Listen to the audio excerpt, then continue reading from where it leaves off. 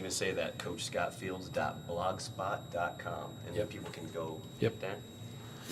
I've got it up on the home page and on the coaches show page, so whichever one they want to go to. Okay. Check, check, check. Check 1, 2, check, check. Are we still good here on this mic? Yeah, talk just a little bit more there. Check 1, check 2. This is the coach, Scott Fields. Check 1, check 2. Okay, we're good. All right. So have a seat right over there in that chair. I'll bring you over. We are streaming live. I got a sort of a picture. And so I can even say that, coachscottfields.blogspot.com, and then people can go Yep. there. I've got it up on the home. There it is. Let me mute that so we can. Okay. All right. So which camera do I need to look into? Well, right now we're main camera 1. And that is, which one is The what? center camera, sorry. Okay, so this is, okay, I gotta practice this. So this is 1, which one is 2? Okay, that's Brandon's. So 1. just remember 1 and hang on. Okay, let's go. Okay. So that way I know which one I'm looking into. So I'm looking at, this is 1? Let's call this one 1, Okay. 2, 3. Okay, so 2, I'm looking at 2. Looking at 2. So. Okay, you got it. Now we know the camera. Okay, 1 sec. Our live guest is We doing are selfies. live right now. So. Our live guest is over there taking selfies of himself right now. Keep talking. I'm gonna turn that back up a little. Okay, you got it. So here we are in Salt Lake City at the BRAVEHAVEN studios. Got our producer, Bob Fitzgerald, back behind doing all the producing. He has spent a long time setting up 3 cameras. We've got sound. We're hooking up telephones. We're trying to check out Skype. So this is a test run today, and really excited to be doing this show. This is something that Bob and I have talked about for probably a year and a half, and we decided we were going to put something fun together. The thing that I'd really like to do with this is make sure that we're empowering coaches, teaching coaches how to be better coaches, talking with players, teaching players how to do the right things and have the work ethic and instill great things so that they can go on and prolong their careers. I've got a couple former players who are going to call into our show today.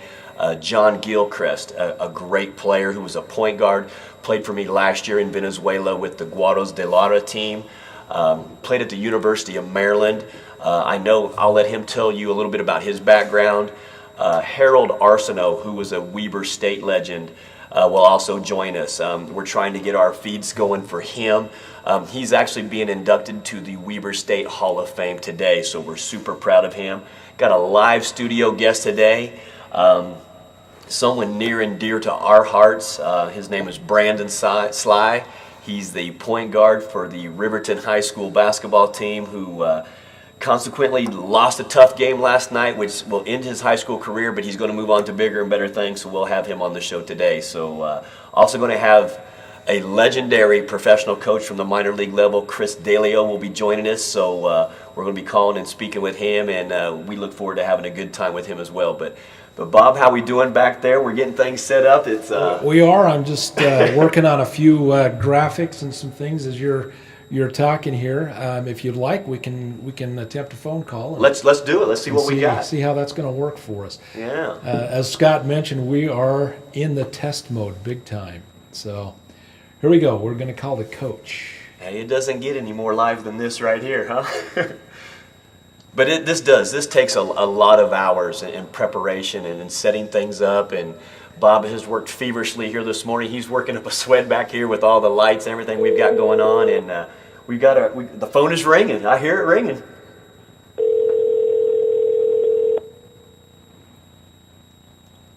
Hello, Coach. This is Bob Fitzgerald of BRAVEHAVEN Media. We've got Scott Fields on the line and wants to chat with you for a few minutes. Sure, no problem. All right. Coach, can you hear me okay? Yes, I gotcha. Man, what's going on, buddy? How you doing? I'm doing fine. How are you, sir? We are doing well. That's the best thing I've been called in a while. Hey, Coach, where are we talking to you from? Where are you at right now? What's your location? Rockford, Illinois. Rockford, Illinois. Nice. Well, Coach, welcome to the Coach Scott Field Show. We're out here live with BRAVEHAVEN Studios in Salt Lake City. Thanks so much for your time today.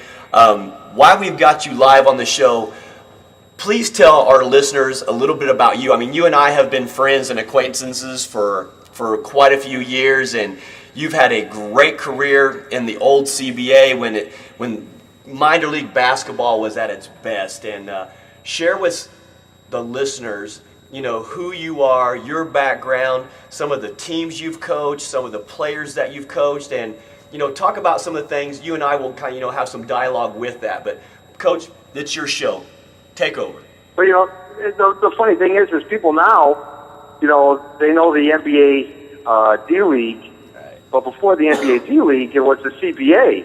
Right. And the CBA was the official minor league basketball for the NBA. And the talent that was in the CBA was so strong. Oh. And not to have the CBA around anymore is such a shame. But, at any given time, you looked on your bench, and there'd be, on your 10-man bench, on your 10-man roster, there'd be 6 or 7 guys that played, in the NBA. Then you had your rookie, but heck, Jeff Grayer was a first-round draft pick, and I coached Jeff Grayer, and, the list goes on and on. Earl Boykins and David Wood, and just great NBA players that were always right on that cusp of 10-day call-ups, or had spent a year in the NBA and now didn't want to go back overseas and were waiting for another call-up. So yeah, the CBA was really strong, and it really was a great league. Well, Coach, talk about some of those experiences with some of those high-level players, and you and I know how this business works. Sometimes it can be very, very political at the NBA level. How about some of the really good players that worked extremely hard, that had a great work ethic, and just couldn't quite, get their opportunity for that call-up? But, I mean, you look at now, in the D-League, who he just signed over in Turkey. You had Pierre that played down there at Baylor, who can put up big numbers, and he's playing in Turkey right now. He never got his call-up, but there's so many players like him that we wish well and hope he does well and gets his opportunity. But who are some of the players that you had that if you were as an NBA coach, because gosh, you've had a great run and developed great players, and you've always had a lot of success. Who were some of those players that never got that chance or never got that opportunity? And tell us a little bit about them and their work ethic and the things that they did that made them special and coachable. Well, to be honest with you, Ronnie Fields immediately comes to mind. And I had Ronnie if you're doing a YouTube search of Ronnie Fields, that kind of answers a lot of those questions about what kind of talent that he was. But he had a stigma of being undersized, an undersized two-guard. But he could score.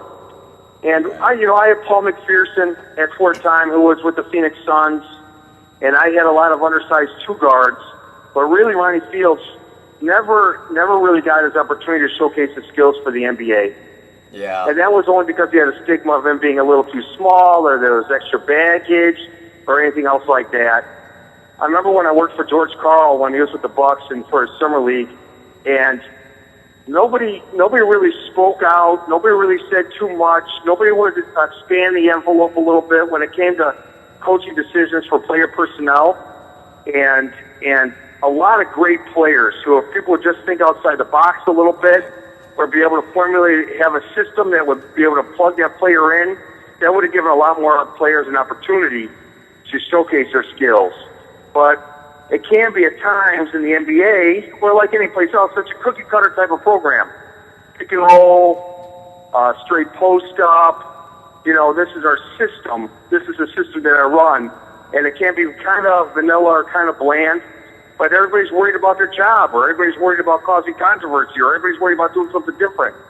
And that's where some of these great players, never really got their opportunity because they didn't really fit into that mold. Right. Where, right. I had a guy like Randy Livingston who was a big point guard who had a record number of call-ups, but he was just a big point guard that adjusted quickly to whatever role that he was put in or whatever system he was put in, and that's how he made his living. Right. But some guys, had a hard time with that. And, Ronnie Fields was one, but I drafted Earl Boykins, who was an extremely, a Muggsy Bogues type player. Right. And it Great took, point guard. but extremely talented, but it took a CBA guy in Musselman to actually bring him into the NBA so he can prove himself in the NBA. If Musselman, Coach Musselman, was not a CBA or didn't come from that CBA background of looking at players like that, Earl Boykins never would have got a shot in the NBA because he didn't fit that mold. He didn't fit that cookie cutter type of program that a lot of guys run. And it's a shame, but that's what it is. Well, Coach, what I'm going to do, I'm going to backtrack just a second. You talk about Coach Musselman, who, Eric has done a great job at the minor league level. I mean, he was with the Defenders in the D-League for a while. Recently, he was the head coach of the national team over in Venezuela, where I was actually coaching last year. And, of course, he's the associate head coach now with Arizona State. And, again, we talk about these names and we talk about the numbers of hours and all the things that it takes to, to get to that level till you get that opportunity. And Coach, talk a little bit about your philosophy. When you were drafting these players, what were you looking for that fit your mold, that kept you as a winning franchise in that CBA? Because the CBA was not saturated. You had guys that were really hungry and ready to prove themselves to get that call up. But what were you looking for when you would have free agent camps, or what were you looking for as far as character or work ethic or that toughness that would get that player to understand the perseverance and understand his role? And I'm just going to let you kind of elaborate and speak on that, because you did it for years, and we're lucky to have you on this show, because a lot of players and coaches and the new generation, they don't understand how good that CBA was back in the day. So, you know what? Actually, the style in which my teams played and the players that I went and sought after to fit that style, actually, people tell me now that it's hurt me to get to the NBA. And I'll show you how to backtrack on that. I always went after players that played hard. I went after a lot of NAIA-type players. That always had something to prove because they weren't Division I players. That chip on their shoulder. They played it. They played NAIA. I always went for players that always had a chip on their shoulder, or that they felt every single day that they had to prove it to somebody that they weren't considered good enough, and they played hard all the time. Because the CBA is a tough road. Minor league basketball is a tough road. You got a lot of back-to-backs. You got, you're on a bus a lot. You're flying all over the place. It's not a luxury type of, or was not a luxury type of league. So I always went after those hard-nosed players, and then we put in a system that was a pressing trapping system, take teams out of what they could do and what they couldn't do. And but with that, I did not make the association with a lot of big-time agents. And agents really run so much now. Yeah. You just read in Sports Illustrated this week where the Magic Johnson actually had a hand in the firing of the coach at the time to bring in Coach Riley. If you read this week's Sports Illustrated. But in the NBA, when you have guys that are making millions and millions and millions of dollars, their agents are the ones that are working those deals. So agents, big-time agents, will send their players down to the NBA. Well, I really didn't focus on those type of players that were that close, because I knew they'd be hard to motivate to run, press, and trap. I knew that they didn't want to be in the CBA at the time, and I didn't want to have to cater to that superstar status. So you're talking about the prima donna attitude, where they've had a lot of publicity, they've had people, friends, and agents, and everybody telling them that they're greatest thing since sliced bread. Right. And so I did not cater to those guys, nor did I deal with a lot of those agents.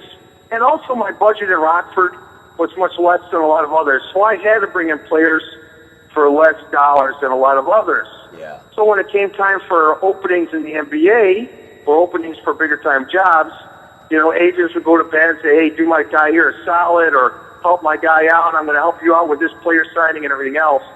And that necessarily didn't happen because I went after, guys like Ronnie Fields, or I went after guys like Marshall Phillips, or I went after Joe Crispin, and things like that. And so that's kind of an interesting story.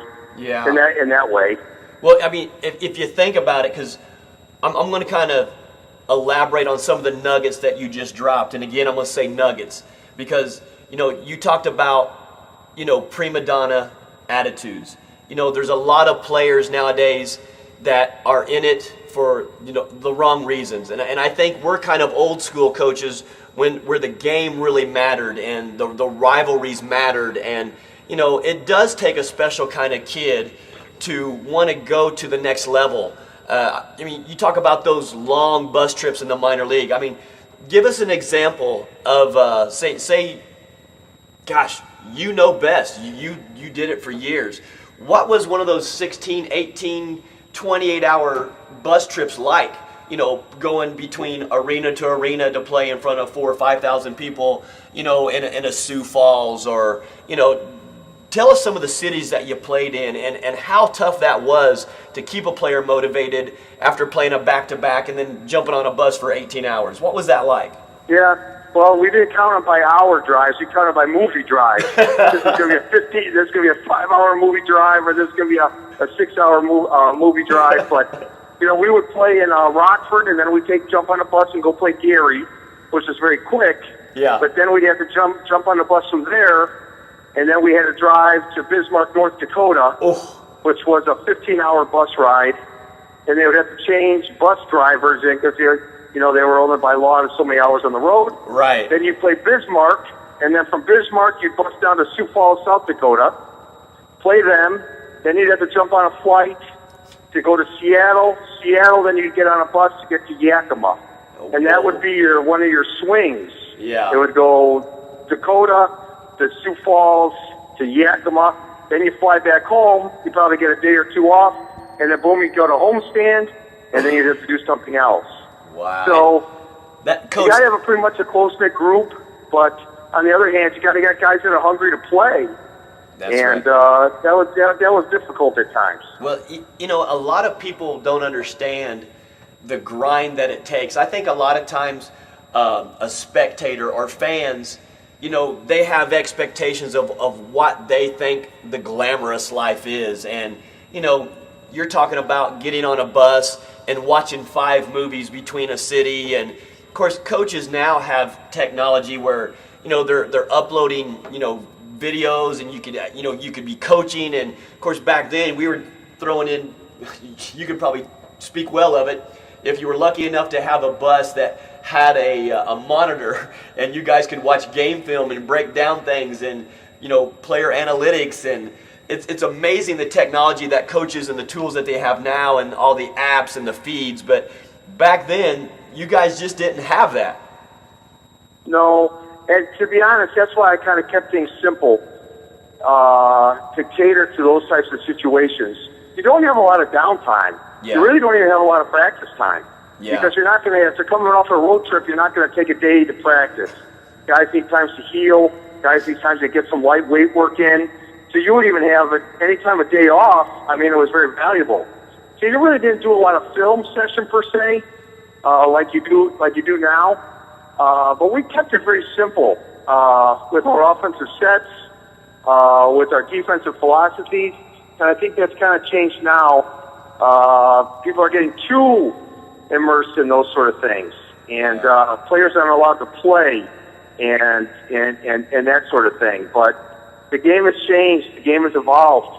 But in the end, I'll say it a million times, it's a simple game. I think sometimes coaches make it harder than what it is.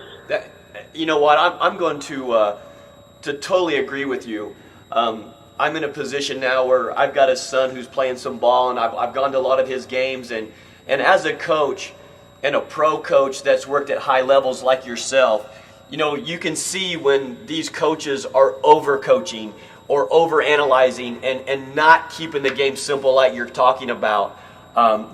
easy, quick hitters, simple offenses. Where it's.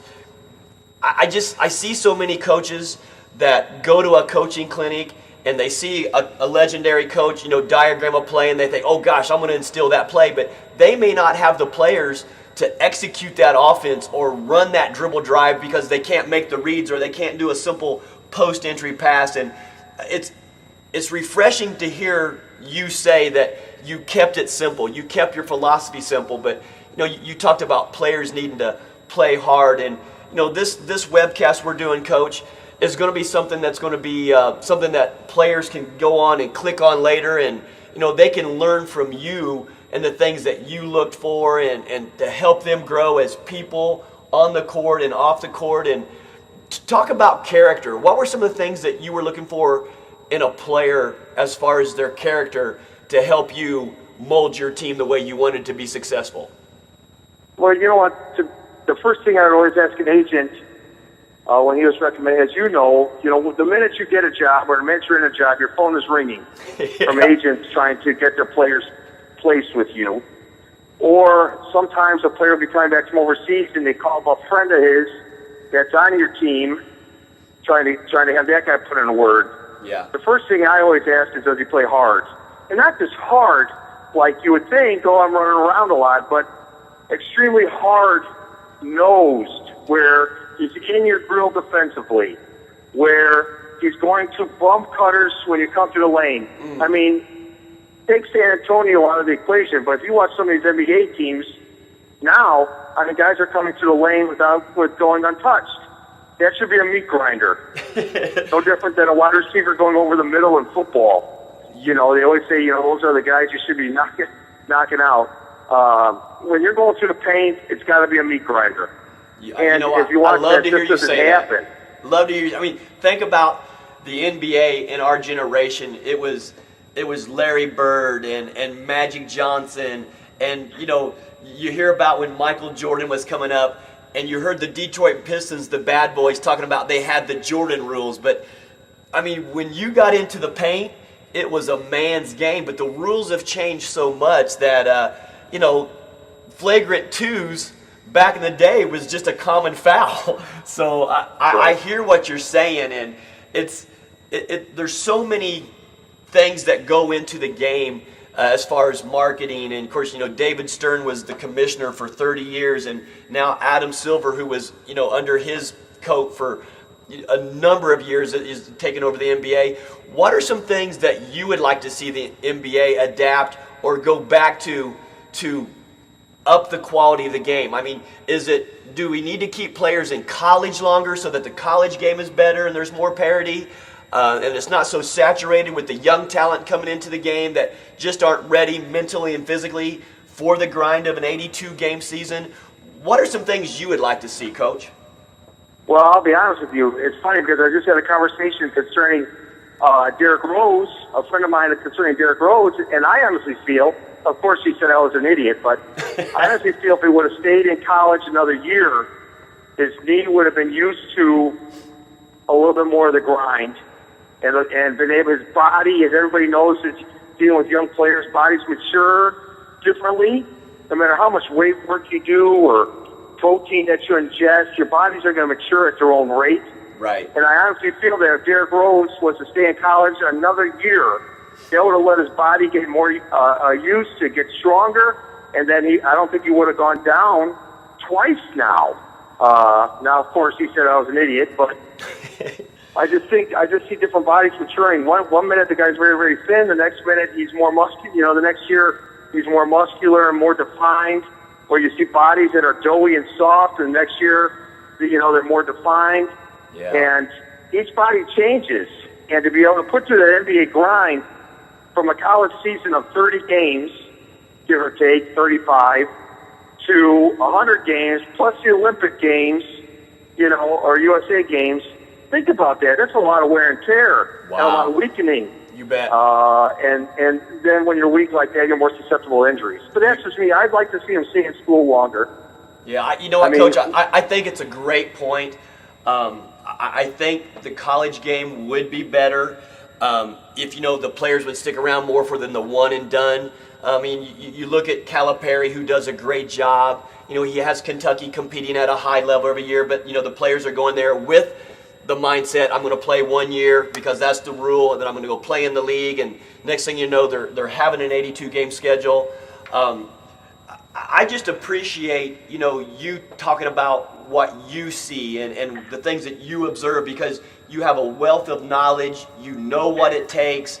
You know, people are always going to question and second guess, you know, coaches, and I mean, that's just the nature of the beast, but you have a wealth of knowledge, and for you to share these nuggets with our listeners and the people that's, you know, hopefully going to listen to this not only locally but nationally and internationally as this show grows. You know, there's so many things for players to do as far as preventative maintenance, you know, icing after the games and after the practices, to have the longevity, to have longevity like a Karl Malone, who played, you know, into his twilight years before he got injured, you know, with the knee with the Lakers. And you got Kevin Garnett, who's still in the grind now. And, you know, I know he was in that Chicago area, and you probably watched him as a young player. And gosh, Coach, it's so great to, you know, to hear your input and your knowledge and your wisdom. And I really hope that players and other coaches that listen to this show truly absorb, you know, the things that you're sharing with us, and I can't appreciate you enough. What are you doing these days? What are you doing now?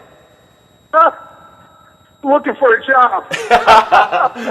Well, you know, the problem that we run into in minor league basketball, now it's even seeping into overseas basketball, is people only hear what they want to hear and not what they need to hear. Woo. You know, that's a saying that I'm using a lot.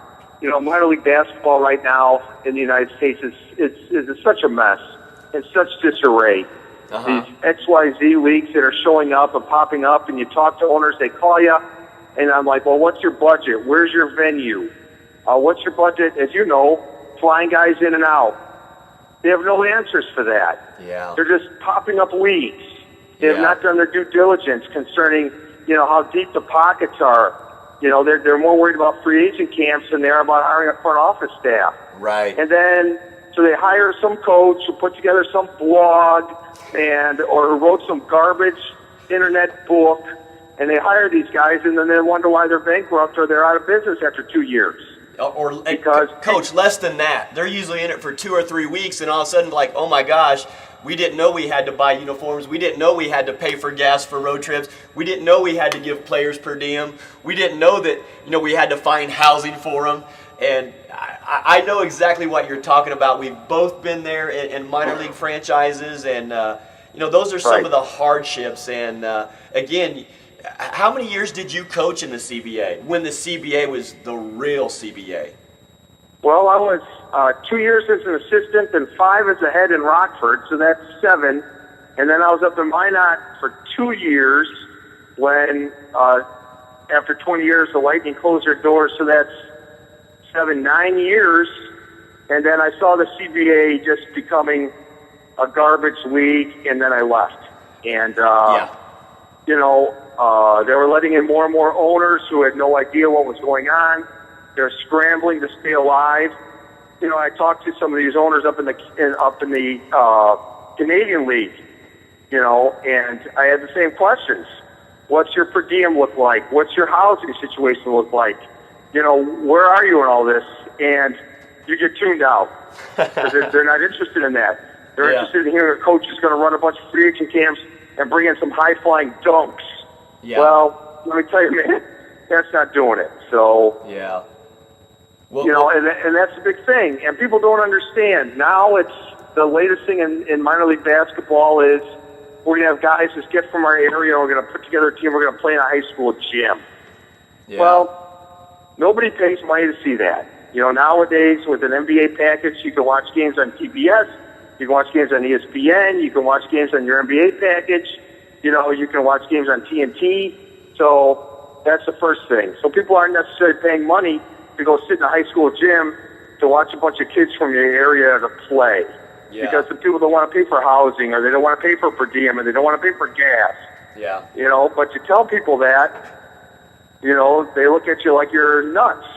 Yeah. And also, like when I was up in Minot, They wanted to see Kenny Gamble, who was a 7-footer shot blocker. Yeah. But they don't have that up in North Dakota. Right. You know, they wanted to see those, I had Derek Phelps from North Carolina who went to the Final Four with North Carolina. I had Teddy DuPay, who played for Florida Gators, who was That's right. something, he had those issues, but was a name guy. That's who you're going to pay money to see, not a 6'4" post player that lives right down the block who was working at the Coca-Cola factory. Now he's going to put on a uniform and come on in and pay. You're supposed to pay money to go watch that. Yeah, I hear what you're saying. That's that's just the real problem with talk. minor league basketball these days. You bet. Coach, that's real talk. And, I had the pleasure of coaching against your team when you had the Minot team, when you traveled here to Salt Lake City. And, I had the utmost respect for you and how hard you had your guys playing. And, you still had some veteran players that would supply the leadership to the younger kids so they could kind of teach them about professional basketball and prepare them for what they were doing. But your guys just played hard, and you inflicted your will on your teams, and that was so fun to watch and compete against. And it's a shame that when we had our Utah Eagles team out here in Utah and we were playing against you guys, we were playing at Salt Lake Community College, that their big boast was they were the home of the Rocky Mountain Review, and we had a decent crowd that come out and would support the guys, but still the fans and a lot of people don't know all the hours of preparation and detail and work to put a quality product on the floor to compete at a high level. And it was always fun coaching against you. And then again, we got to cross paths up in Montana, as you were coming in to play a game, and we just got done and we were going on the road, and we shared the same owner, and we could probably sit here and talk for hours about some of those experiences. But the game of basketball needs you, and there's general managers out there that would be lucky to have you coaching their team and to bring that toughness and to bring a product on the floor that the kids are going to learn, they're going to grow, they're going to develop, and you're going to see a couple of those guys bounce up and get that 10-day contract, because that's the kind of kids you had, and it was always fun coaching against you, buddy. Yeah, thank you very much. I mean, that's the problem with what's going on, I think, in a lot of our overseas for American coaches. So many coaches go look at Eurobasket, or so many owners look at Eurobasket, or they look at these blogs, and these guys, I mean, I get calls, not so much anymore, but I get calls every now and then from somebody who says, yeah, this guy was your assistant. I said, I don't even know who that guy was or is. But they're putting it all down, and I think then they go overseas and they do a horrible job. And I get think that's fired really right away. Yeah, and I think that's what's burned a lot of good coaches from getting chances to go overseas to prove themselves, because they're not out marketing themselves. I always was a believer, and I was taught wins and losses are what speaks for you. Yeah. But now I guess it's how well you put together your blog or your fan page, or it's just or some guy writes some article about the top 10 coaches in minor league, and stuff like that. And I'm like, what? Yeah.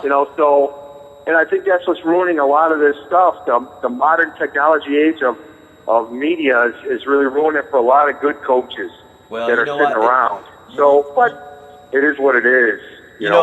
You're right. And I think that's something, Coach, that, we want to do with this show is, make sure that we're putting a quality show that has substance and credibility, and give the viewers and watchers and listeners, something to really absorb, to learn and grow as people and professionals, because the game misses you. I mean, just like, sitting out here in Salt Lake where Jerry Sloan was a legend for 23 years, and he had that toughness, and he wasn't going to let the tail wag the dog, and he demanded that of himself and of his staff and of his players, and you were in that same mold, and I hope that soon that there is a general manager out there who's going to listen to this show and hear about hear your passion and the integrity of the game that you would instill, and you land on that sideline real soon, because you deserve that, buddy. And if there's anything I can do to help you, boy, just make sure you don't hesitate to use me as a reference, because I got nothing but respect for you. Well, thank you very much. I appreciate the kind words. I'll put a check in the mail. I would have to owe you for that. Hey, we're doing this show here as a labor of love, so even if you just sent me a 2-for-2 Big Mac or something, I'd be thrilled right now. Yeah, no problem. Well, Coach, let's get you Thank you back very much for everything. Hey, let's get you back on the show again soon. And do you have any kind of social network or thing where someone can follow you, or are you training any players? Are you developing guys? How can someone reach you and get in contact with you to work on development with young kids, or work with players, or if they wanted to contact you to coach overseas, how can we put them in contact with you? Well, I guess I do have a Facebook account. There you go. Although actually I did interview one time with a club, and I did not have Skype. Okay. And they said, we really can't hire a coach who does not have Skype. I'm like, you know what, to be honest with you, I don't even know what the heck Skype, well, I didn't know at that time, I do know now, but it's just crazy like that. But Scott, you're my friend on Facebook. You bet. I don't have, I just have a typical Facebook account for anybody to get a hold of me. Okay. Well, and I've got your cell phone number, so if there's anybody interested out there, I'll definitely funnel them your way. And matter of fact, as we sit here and talk today, it's funny because I've got a team that's overseas that is offering me a contract, and right now for me, I'm comfortable with the skin I'm in. I've got a son who's a senior in high school. That it's just not the right time for me to go there. But man, if you had an interest in that, I would highly recommend you for that job, because I guarantee you would take that team and get them going hard, and they'd be thrilled with you, and they'd probably want a multi-year contract with you, my man. Well, thank you very much. I'm going to give you your 6% commission too on that. Don't worry. Hey, I wouldn't even want it, man. I'd just be happy for you to get back out there, because I know the players that would be in your program would be in good hands, and I know you would get them doing the right thing. So it's a pleasure and an honor to have you. Thanks for your time today, and let's get in touch, and let's get you back on the show again, where again you can throw out those nuggets to these players who are listening that think that they're good players but don't even know what it is to work hard yet. Thank you very much. Have a good day, and good luck with your latest adventure. Hey, I appreciate you, buddy. It'll be good as long as we can get good guys like you on here, buddy. All righty. All right, Coach. Take care of yourself. All right, thanks. Bob, that was awesome. That worked well. I think the link I've got here with the phone actually has a mic built into it, so it feeds into the Is that right? phone system. So I think that helps, because it sounds like he could hear you just fine. Wow, I'll tell you what, he, really what this show is going to be all about, and my vision is getting guys that are like him, who has a wealth of knowledge, has a wealth of expertise, and has, the skills and the tools to help this game grow. I've been in basketball my entire adult life, and as we're doing this show, a lot of people may not even know who I am or what I'm about or any of that, but I've been blessed to have coached at the college level for 12 years, and some of those teams nationally ranked. I've coached at the professional level overseas for a long, long time.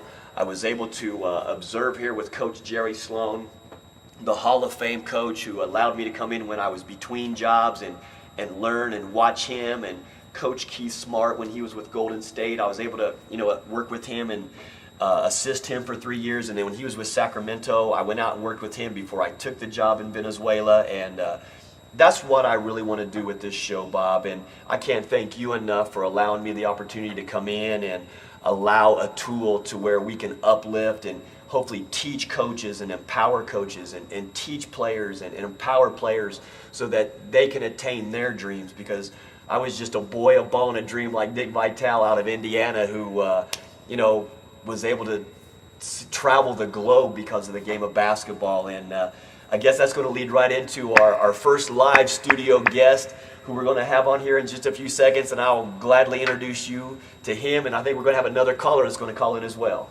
All right, yeah, I want to try something here right now as we're getting ready to do this transition.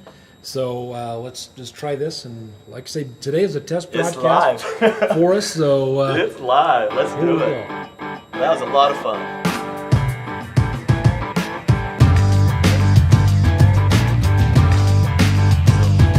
Move in. Keep your phone in your pocket, my man. This will be fun right here. What do you think?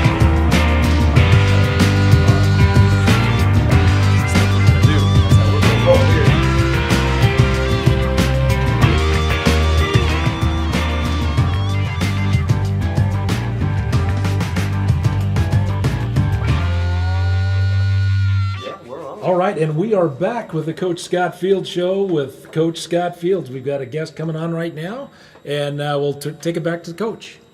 Bob, I appreciate you. Hey, welcome back to the Coach Scott Fields Show. We are live from BRAVEHAVEN Studios and Salt Lake City, Utah. And we got our very first live guest on the show. Brandon Sly. This is going to share a little story here with you. Brandon came into our lives about 4 years ago. He was a young man who moved here to Salt Lake City from the Compton, Long Beach area. And you moved here. Let's tell a little bit about your story. You moved here. Your mom brought you here to kind of get you to change your environment, to get you away from the violence of gang activity. The sad story, you had uncles shot and killed in gang violence. Your mom wanted to get you away from that. You landed here in Salt Lake City. I was coaching professionally in China, came back from China. My wife knew I wanted to get involved with mentoring because I didn't have any biological kids of myself, and we crossed paths. You were this little bitty 5'6" little guy, weighed probably about 95 pounds. And you walked into my office, and I introduced myself, and my colleague said, hey, he loves basketball. And you were playing in a super league at the time. You were with Coach Steve Kirk, and you were with Utah Dynasty. And I remember going to one of your games on a late Wednesday night. You played at like 9 o'clock at night. And I went back and I told my wife, I said, wow, I really met an interesting young man. And I said, there's something special about him.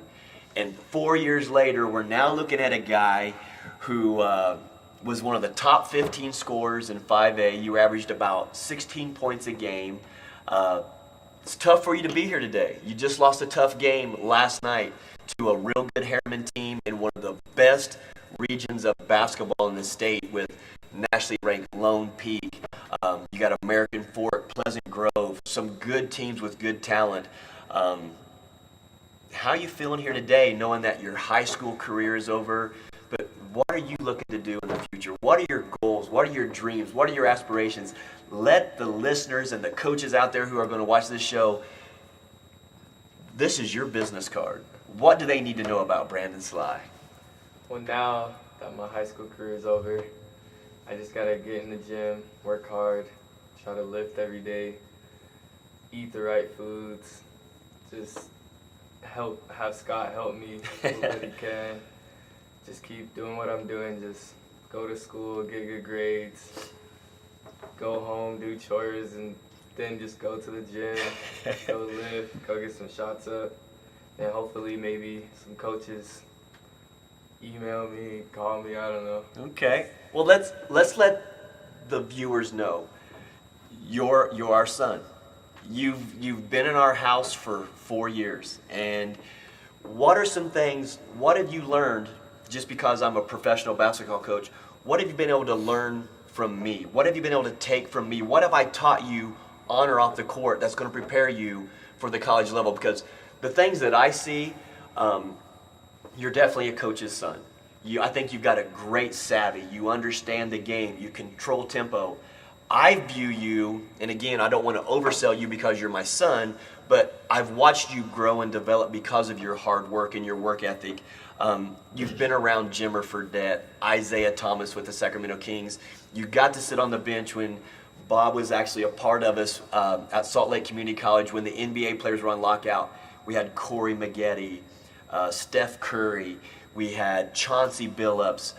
Inez Cantor was just drafted to the Jazz. We had Jeremy Evans, who ended up that year becoming the slam dunk competition, winner of the Sprite Slam Dunk competition.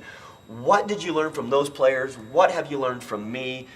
What makes you feel that you're confidently prepared for the next level? Because I feel you're going to be a better college player than what you were a high school player. What have you learned from being with a pro coach? I just learned, just play with confidence. Like, everyone has like bad games, and like you have to be a leader on and off the court, because like the kids in your high school programs, they look up to you because you're the varsity starter, and they want, like, there's probably kids that want to be like me when they get older, but I just don't know that. So I just have to keep working hard, never give up, just always be positive. And then just, you taught me that just, I don't know, just, you gotta be a man. You gotta know when to do the right things, when you can go hang out with your friends, when you gotta just stay home and do your homework. And then you taught me just, like, school, family first, school, then comes basketball. You have to do the stuff in the classroom, and then you can go out and play on the court. Well, let's talk about your success in the classroom. You have a 3.8 GPA. You know, it's not uncommon for you to come home with 7 out of the 8 classes being A's. What type of things do you attribute that to? I mean, you're obviously getting your homework done, you're communicating with your teachers. What are some of the skills in the classroom that you're doing that help you get those good grades in the classroom while you're at Riverton High School? Well, it's really easy just when you get your homework. I guess when you got dimples like that, you can smile at the teacher and you're going to get a better grade, huh? Just, I don't know, sit in the front of the class, try to listen to what your teacher says. Okay. Then when you get the homework, like if you got free time in another class, just try to do it. So when you get home, you really don't have to worry about homework. Okay. You have a little homework to do. Rarely I have homework to do because I just do it during school or during lunch or something. Okay. And then just... So what I hear you saying is it's time management. You prioritize your time and you budget your time, take care of the classwork, so that way you have more time to get to the gym, work on your game, get physically stronger, work on your skill set. What types of things are you working on in the gym right now to prepare you to go on into the college level? Because I know the things you do. I see the things you have on YouTube. What are the things you're doing in the gym on a daily basis? So the day of Brandon Sly, you're waking up at 7 o'clock in the morning. What's your daily routine like? Let the players know what Brandon Sly does to go from being a junior scoring 3 points a game to being a senior, being a top 15 scorer at 5A, averaging almost 16 points a game. What are the things you've done with your work ethic and managing your time and juggling family, juggling girlfriends, juggling your classwork? How did you go from being a 3-point scorer to 15 points a game? What did you do in that off season? Really, I just worked on dribble pull-ups, pull-up threes in transition, just passing, like fundamentals, passing, dribbling, coming off a screen, knowing when you can shoot it, when you have to pass it to your teammates, knowing where to pass the ball to get in their shooter's pocket for your teammates, quickness, trying to be a better lockdown defender, putting more pressure, talking more on the court, because last year I really never talked that much, talking more. So do you think as a junior you led more by example, and as a senior you tried to be more of a vocal leader as you led by example? Is that something you think maybe you've grown as and you're getting more comfortable as being the man? And now, you know, you go from a guy that people really didn't know much about to playing with the TJ Hawes, who was one of the top 5 guards in the nation in the West, who, you know, going to go to BYU, playing with a 7-foot Ryan Andrus, you know, who's also going to go to BYU, who plays at American Fork. How did you do? Tell me. What did you do to gain that confidence? And because I see you're almost unselfish to a fault, and you'd rather be the guy that comes down and gets 12 dimes a game and assists than 25 points a game. And you're very, very unselfish. How do you get a feel of the game? Tell players, a young player who idolizes B. Sly, what do you see on the floor as the play's developing? What are you looking for? Well, just, like, I'm a true point guard, so, like, I love when my teammates are just happy and just, I don't know, when everyone's happy. Like, I just hate when, like, there's just a possession, someone doesn't touch the ball. It's just, like, next time I come down, I'm going to let them touch the ball. Okay. And then I just know when my teammates are down and we, like, need a big basket, I try to make the right plays. If I have to shoot it, like, take a good shot, pull up 3, I don't know, and then just try to do what your coach says. Do it, just, I don't know, please your coach, make him happy, and then just... Good. Just be you. Well, I've seen a lot of growth in you as a man, on and off the floor. I've seen your confidence grow tenfold. I've watched your game develop to where, I used to always say, hey, he's a Brendan Jennings type player. Michael Conley, because, you're a lefty, you're extremely quick, you're good in the open floor. But things that I want people to know is I watch you for hours, quietly on your phone, watching game film, watching yourself, watching the teams that you're going to play in preparation. And see, I don't think a lot of players, and Bob, and this is something that I want the viewers to know, a lot of people didn't know that Dennis Rodman would spend so many hours, watching game film and studying and analyzing where those rebounds were going to come off. And, he led the league in rebounding. Do you think that also attributes to some of your growth and development for this year, that all the hours that you spend watching YouTube videos, watching huddle videos that your coach puts on there with your game notes, I mean, there's a lot of preparation that goes into that. And so tell me a little bit about that. What are some things that you're watching while you're on your phone watching these game films for hours? What are you looking at? Well, I like to watch like what I do on defense and how I do on offense. Like on defense, if I'm in a stance or like if I'm jumping to the ball or if I'm putting enough pressure, and then I just read the notes that my coach put on.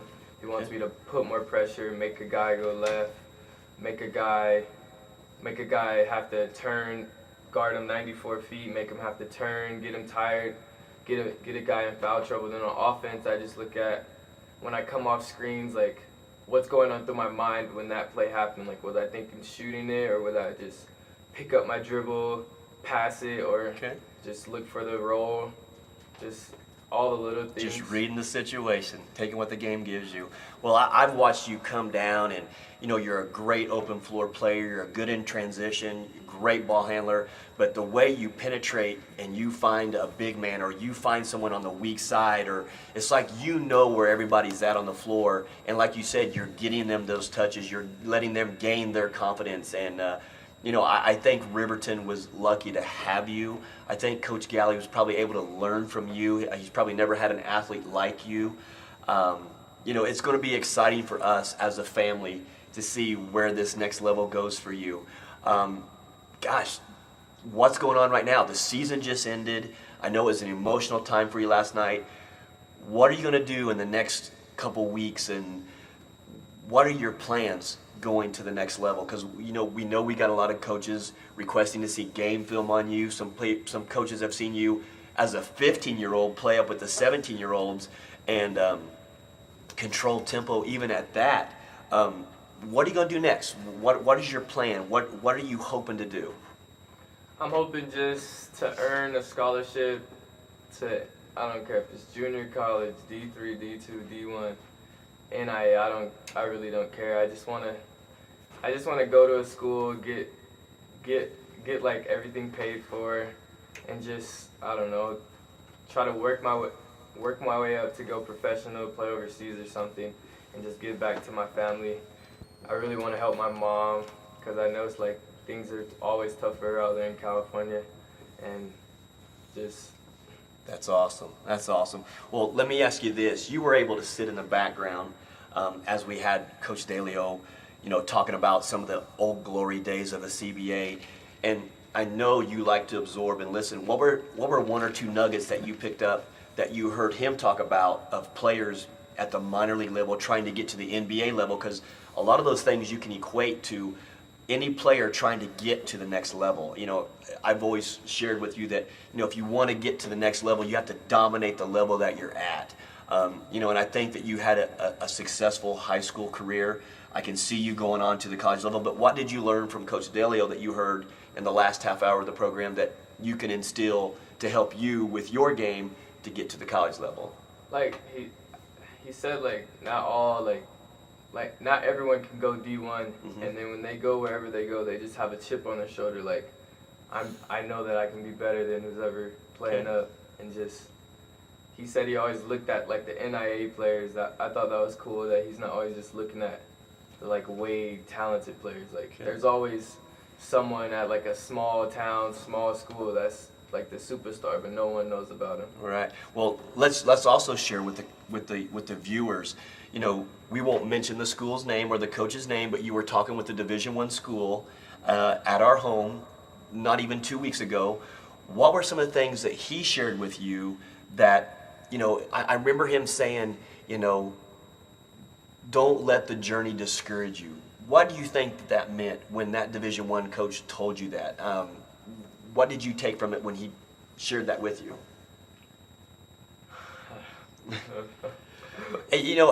What I took from it, it's like whether you go prep school, whether you go junior college, or whether whatever your journey is going to be to get to the Division I level, you might have to go to some small little city, some small little program, a small community to hone your skills and grow and develop and get physically stronger to get yourself to that Division I level to, get yourself to hopefully where you can live those dreams of, playing professionally overseas. And, how do you think you're going to be able to do that? Will you be able to handle that? Are you mentally prepared to do that? Are you focused to do that? Yes, I've thought about it like all year, just after high school, like if I was to go to a junior college, just play with confidence, try to lead that school in whatever conference they're in, get them in their tournaments or whatever, and just be a leader and just have the coach, have a close relationship with the coach, and just, I don't know, just be a leader. Well, what I see is a humble, hungry young man who kind of has a chip on his shoulder and wants to prove that you belong to play at the next level. And I hear you saying you don't care where you go to play college ball. You're just looking for that opportunity to showcase your skill set. I mean, we all know and understand, and I coached at the college level for many years, and we had great success. And we had to go out and recruit, and we'd spend hours recruiting. You helped yourself with that because you played AAU ball. What was playing AAU ball like?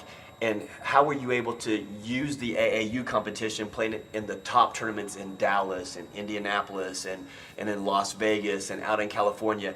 How did that help you for your senior year this year? Just the guards that are in those tournaments, they're way better than what the Utah guards are. And just So what did you learn? What were you able to adapt from the AAU competition, playing against bigger, faster, more athletic guards?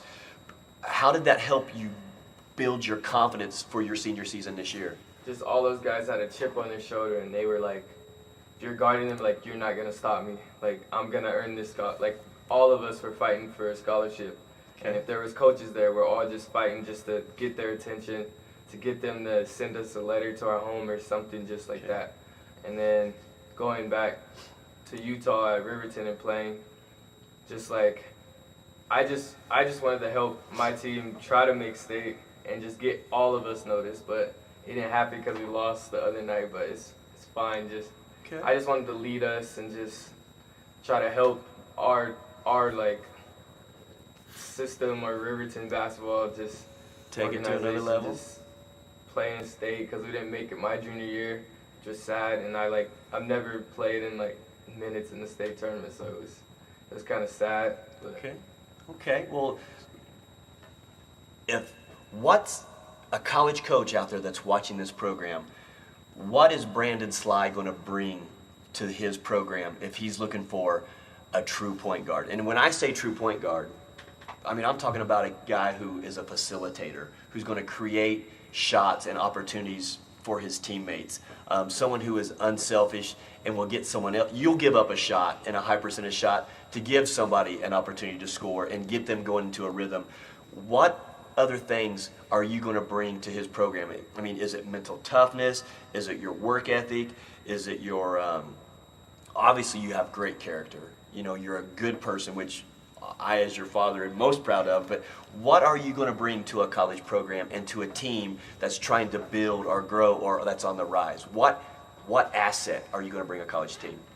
Well, as a point guard, I'd be a leader. I try to be a coach on the floor. Then I just do whatever you ask. I try my best to do whatever you ask me to do. That means I have to, even if it's like bottom start, garbage minutes, I have to go in there, stick defense for 30 seconds, get someone tired. Just, I don't know, just try to be the man and just help the team become successful. If you want to run a certain play, I can call it, do the best that I can to run it. Okay. What have you learned coming from the Long Beach area in California to being in Salt Lake City, where we met at West High School, and then of course you came into our lives, and then you're at Riverton High School. Talk about the difference between playing at a West High School where there was more cultural diversity, and then all of a sudden you're thrust into a situation where you didn't have as much cultural diversity. How did that make you feel, and do you think that's going to help you when you're going into college, because maybe you go to a small college that doesn't have cultural diversity, and what have you learned in that journey? It gave me two aspects. Like at West, just like you could do whatever you want. Like there was no like fundamental, like we didn't learn the fundamentals that much. Okay. It's just West was fun to play at, and then I went to Riverton. Then it's just like. Okay, so what did you learn from Coach Galley? What did Coach Galley teach you that's going to prepare you for the college level? Because man, he runs a structured defense. He has discipline. What did you take from Coach Galley? Because he's been there for 17 years, and he's coached a lot of good players. What did you learn from Coach Galley? He just taught me.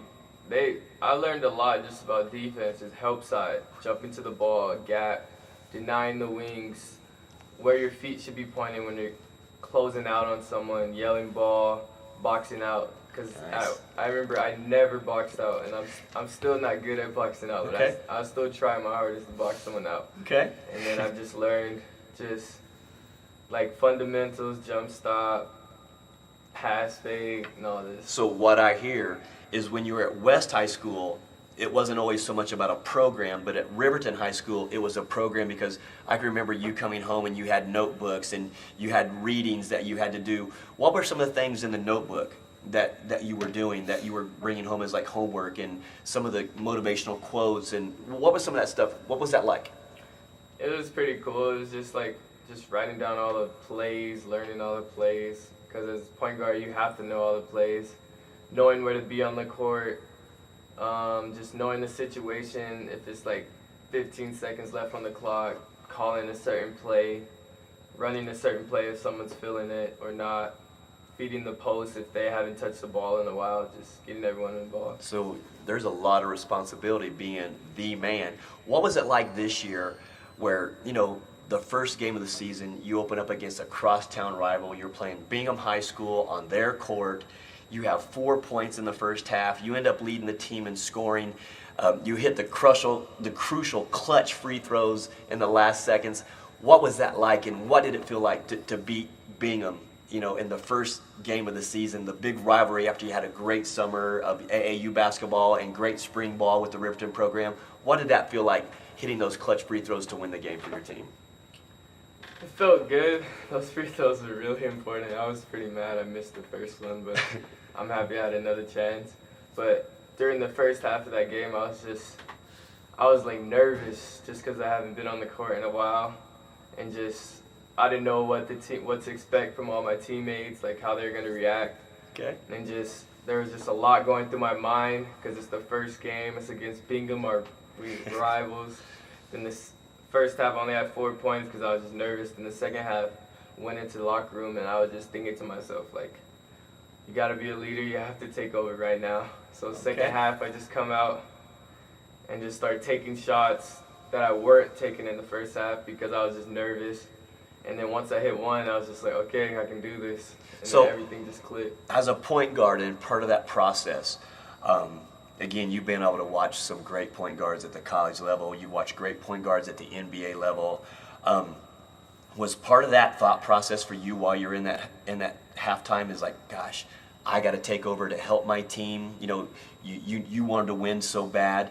Was it more like, gosh, I've played against players that are better than this in the summer at AAU, and now it's time for me to take over? What kind of things put the viewers in a point guard's mind of what it's like to be in the zone and how to take over a game? Well, you just think like defense, we need to get a stop. Then on offense, you can't turn it over. Like this possession is like this could be the last. Just act like it's the last possession of the game. Just try to make the right plays, make the right reads. Then what was just going through my mind is just like, if you have a lane, take it. If your teammate's open, pass it. If you think your teammate can hit that shot, give it to him. You see the post numbers, pass it in. just cut. I don't know, just do all the little things. Make a basketball play, huh? Yeah. Were you relying on instincts and things that you had learned and things that you'd worked on over the summer, like all the ball handling and, of course, getting to the open floor and beating players to their spots, attacking the outside shoulder? I mean, there's so many little details that the common guy who just plays the game and is not a player, because there's a difference. There's a lot of people that pick up the ball on the weekends and are weekend warriors and play, but to be a player and not just play the game, what are some of those things? I mean, because we could see you with that, you knocking down a three or a 1 or 2 dribble pull up to get to your spots where you're comfortable. What does that mean when you hear a coach say, hey, get to your spots? What does that mean? It means a lot just for a coach to have that much trust in you, just to do like what you practice all summer, and just, I don't know, just it's instincts. If it's there, if you practice it over and over, it just happens. Like, so it becomes a habit, so yeah. Repetition.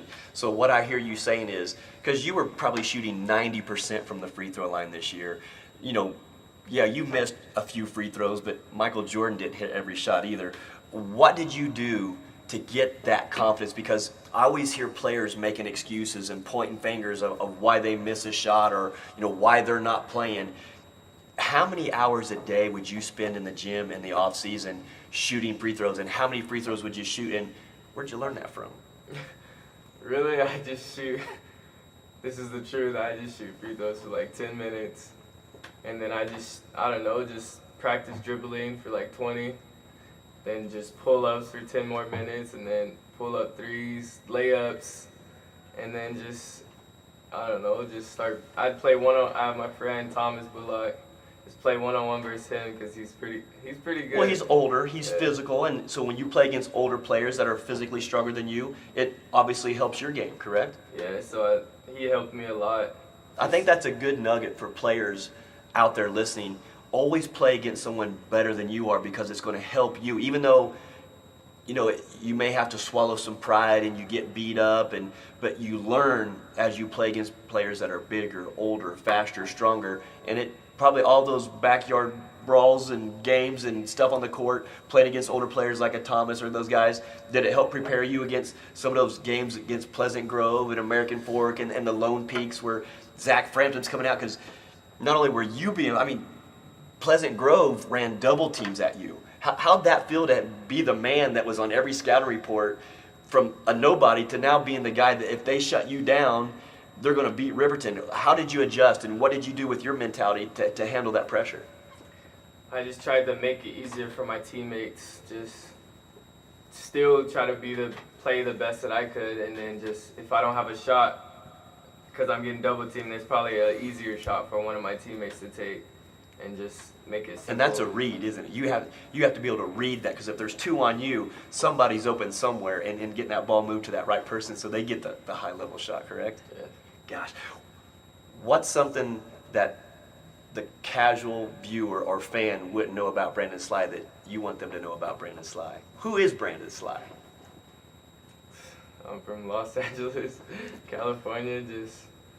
I was born in 1996. I don't know, I really love basketball. I love my family. Happy with my situation that I'm in right now.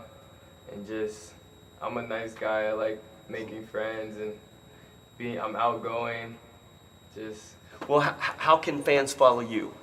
You got a Twitter, Instagram, Facebook. I know you be doing some tweeting. How can fans follow you? What's your Twitter handle?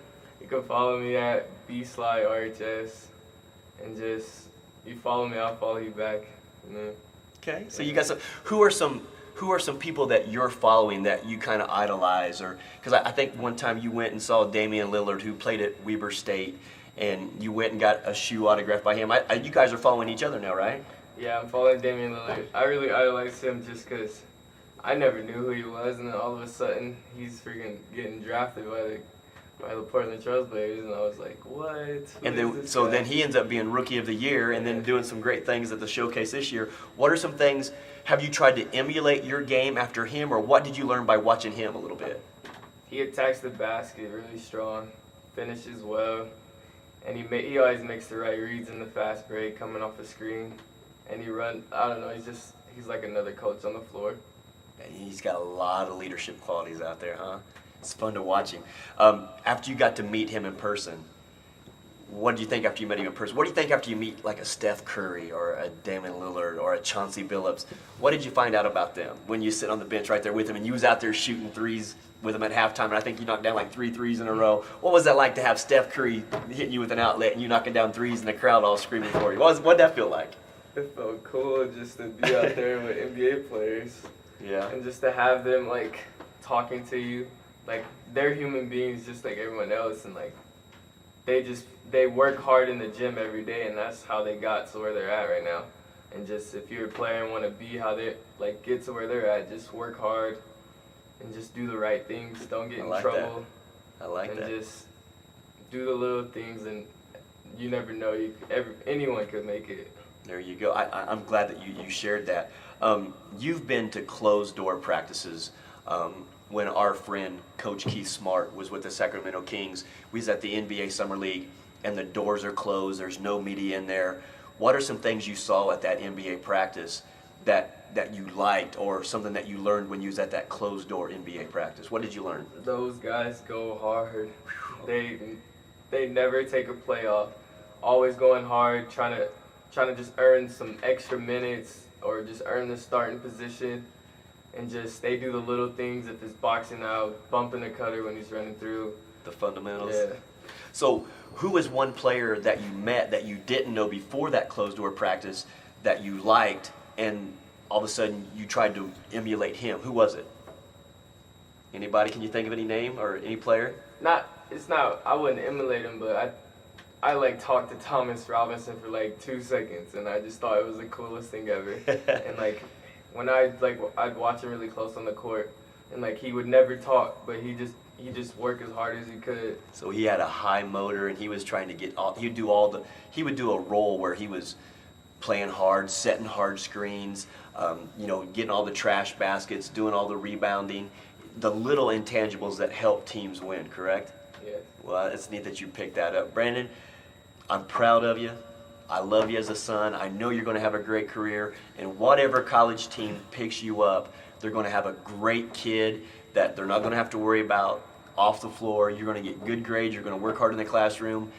And I have a feeling that because of your work ethic and hearing Coach Delio talk earlier that, you're going to develop into your body when it's time to develop. You're young. You're only 17.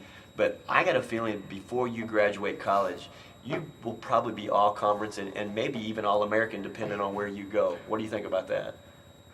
That's a lot. That's big. I hope I can be that one day.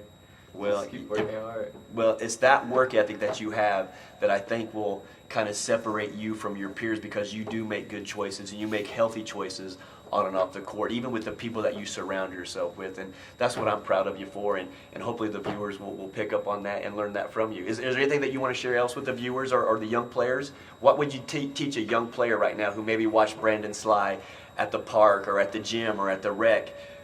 What would you like to tell them so that maybe they can follow in your footsteps one day? Because people do kind of look up to you, and you are a role model. Just work hard all the time. When you're in practice, don't be lazy. Just try to play your hardest, and then just act like the game that you're playing. Just act like that's your last game. Because when senior year comes and it's the last game of your senior year, it sucks. It's the worst feeling, man. You know what? I think there's some great nuggets that you just shared. I'm proud of you. I love you. I know you're going to do great at the college level. Thanks so much for coming on and being a part of this show. And I know we're going to send this out to a lot of people. So nothing but love, my man. Thanks for being a part of it. Hey, Brown, before you take off, I got a question. Last night's game, you guys were down 18, 20 points at one point, and you guys closed it to like 4 points. What did you guys do as a team to make that happen? What was the discussion in the huddles? And the discussion in the huddles is just like pick up the pressure and just play faster. Like we were playing half-court offense. Like when we get a stop, just start running and just get the ball up the court. Try to just attack the basket, get them in foul trouble, and just what helped us come back is just how we push the ball. We start playing more as a team, and just our defense, we started talking more and just helping each other. And just when we get down, like there'd be a player and they'll just come over and be like, "You're all right, man. You're all right. We still got this." And that was what was cool about last night. And I just wish we could have made that few more plays just to take the lead. Because it'll be great to be going to play Tuesday. Well, think about it. So it's about valuing the possession, but there was a lot of resiliency that you guys showed as a team. But do you think that you sparked any of that resiliency? Do you think they followed your lead? You hit a couple of jumpers during that run. You had a steal in the open court, come down, get fouled. Don't you think that you can inflict your will with your energy and how hard you play with the group of guys that you're with, no matter what level you're at? Yes, I don't know, just do it. If you're a scorer on your team, just when you get the ball, just try to create and just score. And then if you're a assist maker, get everyone easy shots, So do your job, do your role, and stay in your lane and do it well, huh? Yes. I like it. I like it. Brandon, it's great to have you. Any other questions, Bob? That was no. awesome. It was fun to watch. I mean, when I got there, you guys it was somewhere in the first quarter, and you just looked a little out of sync, the whole team, and it was fun to watch you guys battle back, and it was fun to watch the frustration on Harriman's side, because you could physically see it in their minds that, hey, we might lose this game. And it was fun to watch that with you guys. So. See, I think you bring up a great point there. You can actually see momentum change in games. Body language. I mean, you hear me talk about body language a lot. Bob noticed it when Harriman, they missed several free throws there when you guys were making that run because you were taking their confidence away and you guys were building the momentum and you guys were growing and your body language got better as a team. But what have you heard me talk about as far as body language and being a leader and how can that help you as a point guard? Just, you never know who's watching. Just always try to be positive even if everything's going bad for your team. Yeah. And just try to because there's kids that look up to you, even in the starting lineups or whoever comes off the bench comes in, they're probably looking up to you on the court. And just if they see that you're down, they might get down too and just be like, oh, I don't know what to do because he's our leader. And that spreads quickly, doesn't it? Yeah. So was there a moment in the locker room where you guys as a team or something that coach said, okay, hey, it's now or never? Because all of a sudden there was much more urgency in the third quarter than what you played with, midway through the first quarter. Where did that urgency come from? Was it just, you knew it was the end of the season if you didn't win, or was it something else that was an internal drive within you or your teammates? What was it? It was we just went in there and just talked to each other. Could be the last game for the 6 seniors that we have on the team. And just if we're going to go out, we want to go out playing as hard as we can and not just losing and getting killed. We want to be the 6 seniors that's on there, just be known, we never gave up. And so you're going to leave your footprint. What do you think your footprint is on the Riverton program? What do you want people to know about Brandon Sly at Riverton High School as a player? What do you want people to remember about you? Or what do you hope they remember about you? He was a good point guard and I don't know, just tried to do what his coach always told him to do and he was a leader and he'd love his teammates and just always want to do anything for his teammates on or off the court. I like that. Well, Brandon, I appreciate it. Let's get you back on the show again because hopefully we'll be coming on here with maybe an announcement or maybe you'll be signing a letter of intent right here on the Coach Scott Field show, huh, buddy? That'd be nice. That'd be sick. All right, man, let's go do this. All right, buddy. Thanks for being on the show. Wow, Bob, we are having a fun show today. I know we had another guest who could call in with us, and again, he's a former player of mine. I need to get on the old iPad here and take a look to see if some things that are going on in the hoop world right now. A guy that we were able to work with when I was with the Sacramento Kings, Jimmer Fredette, his contract was just bought out by the Sacramento Kings. There's rumors going around that, if those rumors get legs, that maybe he's going to sign with the Chicago Bulls. That's going to be kind of interesting to see how it plays out here in the next 24 hours, next 48 hours. Some things that I picked up by being around Jimmer Fredette, who is a legend here in the Salt Lake Valley. Jimmer Fredette had a great work ethic, and man, he would put in the hours. Coach Ross was a player development coach there, and what a lot of people don't know is hour and a half before the Sacramento Kings practice, he's out there with Coach Ross, and he's going through ball handling, working on coming off of a pick and roll and getting hundreds of shots up. And the kid is a great kid, and he has a good work ethic that is a good shooter. And, he had games here at BYU where he was putting up 40 and 50, and a kid like that can fit into a program somewhere, our franchise, and we wish him the best. A former player of mine, Harold Arsenault, played up at Weber State. Hopefully we can get a call from him. He's actually being inducted into the Weber State Hall of Fame today. So Harold, I want to send you a warm congratulations to you. I know that that's going to be going on here this evening. Want to wish you the best. Love to get you to call into the show here real quick. So you can talk to your fans here in the Salt Lake Valley about what it was like to beat North Carolina in the NCAAs, where I think you scored 34 points or something, and that catapulted your career professionally. Had another player who played for me in Venezuela last year, John Gilchrist. I think you might have his phone number. We ought to try to give him a call. Played at the University of Maryland. Another perseverance story. So let's see if we can get a hold of John or Harold and get them on the show here real quick. Okay, sounds good. We're going to take a real short break here. If I can get my fingers to do the walking. It's the live show, baby. BRAVEHAVEN Media. Bob Fitzgerald, the producer here, he's got a great studio here. Things are set up, and again, we're going to be a work in progress. I've got 3 cameras pointed at me here. I've got lights set up. We got microphones set up. He's back there just killing it in front of the computer. He's got headphones on, and he's got all kinds of stuff going on behind the scenes. So, Bob, wow, how many hours does it take to set up a studio like this? Setting up the studios, it was more like years rather than, you accumulate the equipment. The equipment is not cheap equipment. Right. And it just takes a lot of time and patience to build it one piece at a time, basically. Well, I'll tell you what, it is a neat studio, and I'm thrilled to be here, a part of BRAVEHAVEN Media, and what are some other things that you do with BRAVEHAVEN Media? I've seen you at games, shooting pictures, and, you actually came and we did live feeds at the NBA charity event where I was mic'd up live, and there was some still shots being taken, there was some video being taken.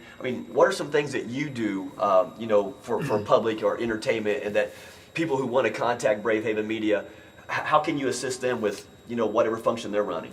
Yeah, basically, we do a lot of live events. That's kind of our specialty, is doing the live events. We shot video for the CBA when they were here in Salt Lake, and we've been affiliated with a lot of the high school sports and the AAU sports. Basically, I'm just a fan. I like to go out and shoot the photos and things like that as a hobby, and put them up on a website, and it's just a lot of fun for me. You can follow us on Facebook.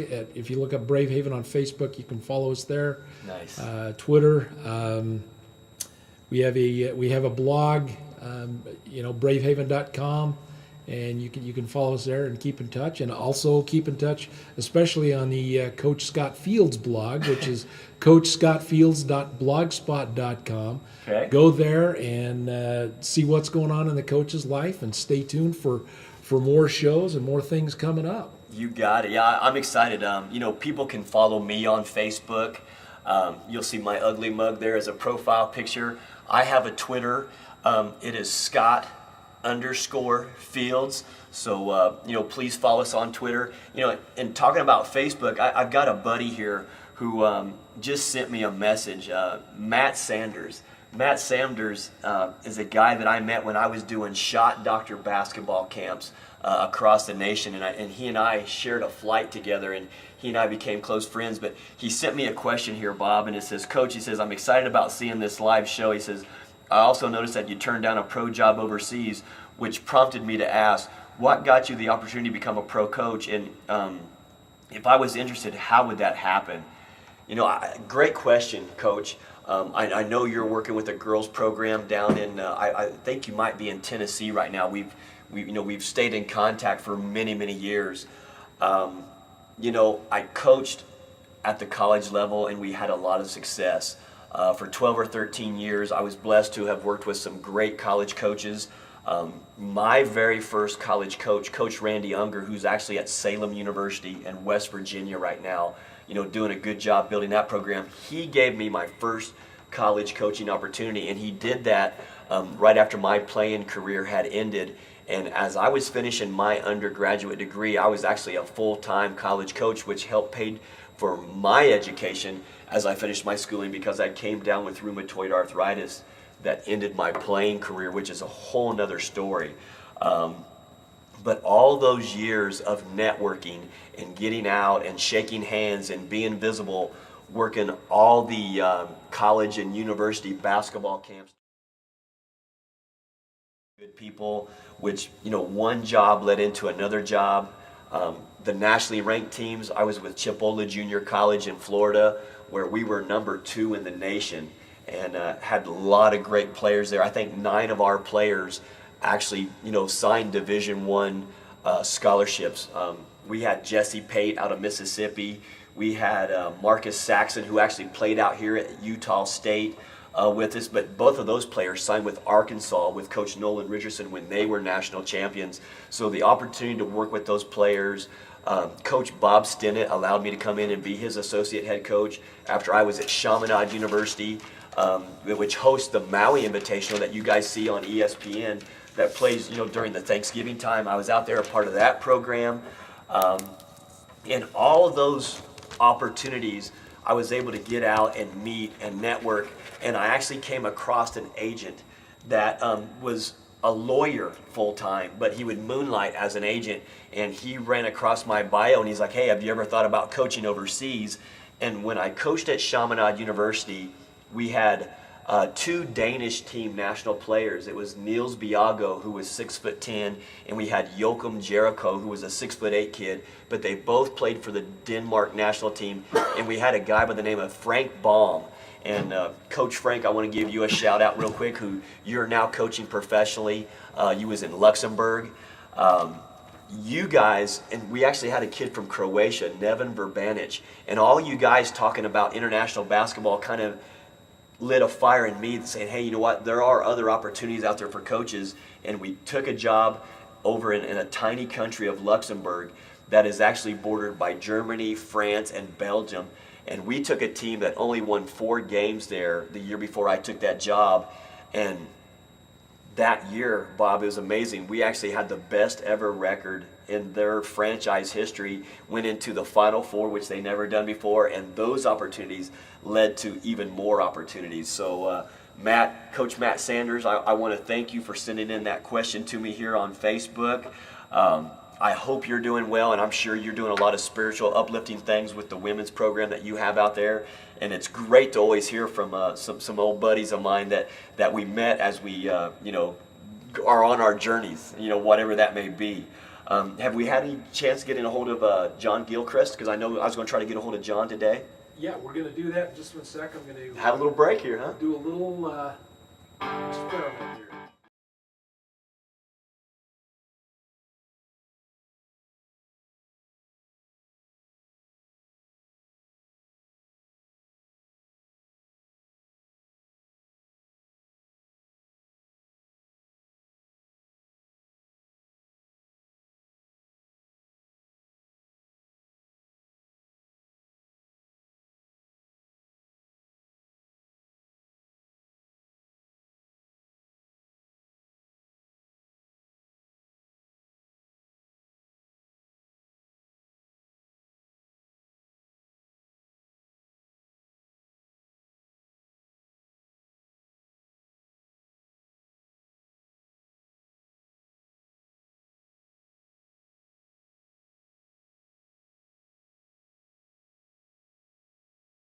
We want that ugly mug on there all the time, do we? We definitely want that mug up there. Oh, boy.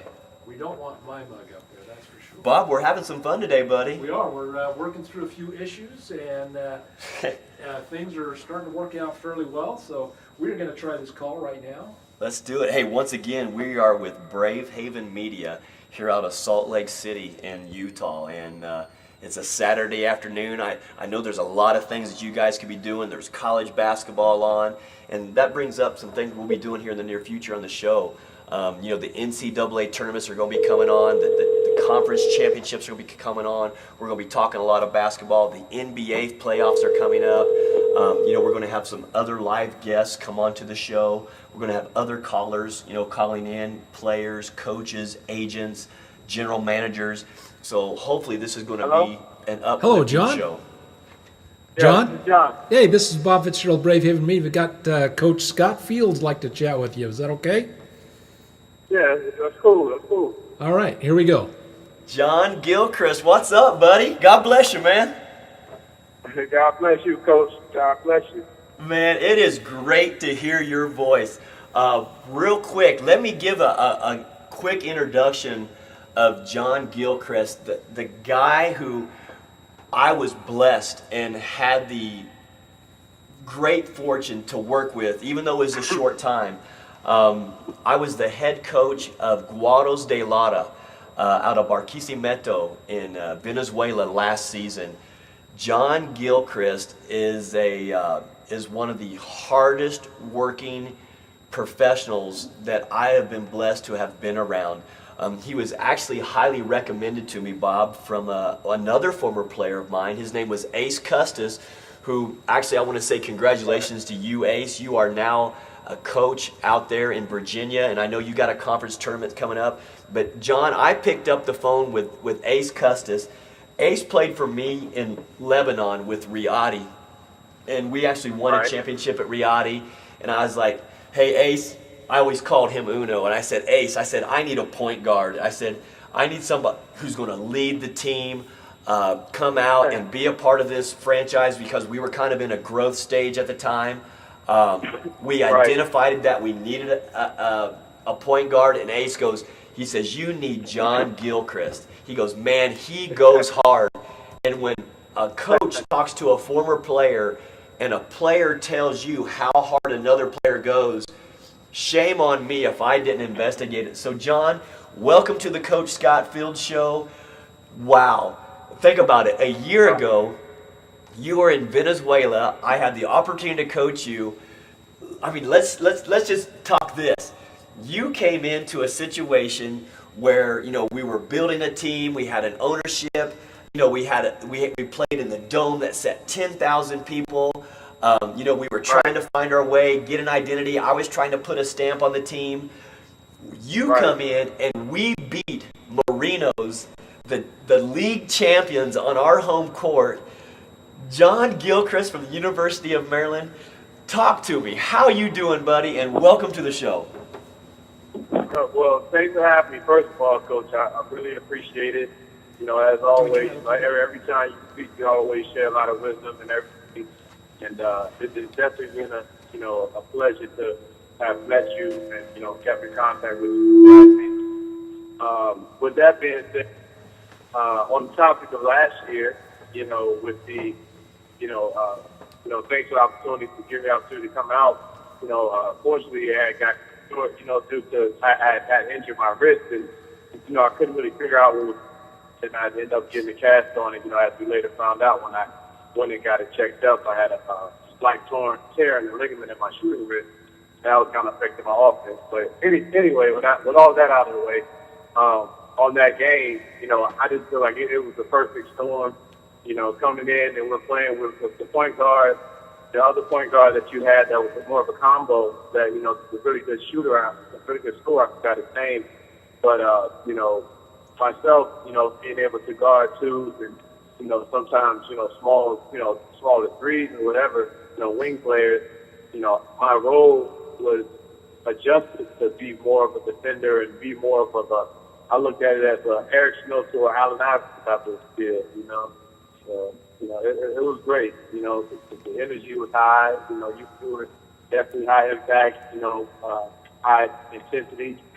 The crowd was very passionate, like most American crowds. It was a great learning experience, to say the least. Well, John, let's educate the viewers. Who is John Gilchrist? Where did he come from? We know you played at the University of Maryland. You had some great tournaments. Fans could watch you on ESPN. But talk about the journey. I just had my son Brandon Sly on the program, and he's, a point guard like yourself. Take us from the journey of John Gilchrist, the high school player, to John Gilchrist, the University of Maryland player, to John Gilchrist, the professional athlete, and what that entails, what that takes. You're a physically strong point guard. Your leadership style that came in that helped us beat Marinos, the #1 team in the country last year. Tell the fans about John Gilchrist. Who is he? Basically, John Gilchrist, as a basketball player, I've always been, like you say, a hard worker and, someone who loves the game and someone who loves to compete. But, as far as, the maturation process, as far as, growing and maturing into the game, I'm probably a totally different player, a totally different person from, high school and college and, to going with the journey through professionalism. I was listening to earlier before I had to run out, because I'm headed to the gym now. I'm not surprised. I'm not surprised at all. Oh, not surprised. Oh, yeah. Because that's just, it is what it is. When you really get engulfed into this game, and you pretty much, you know how it is.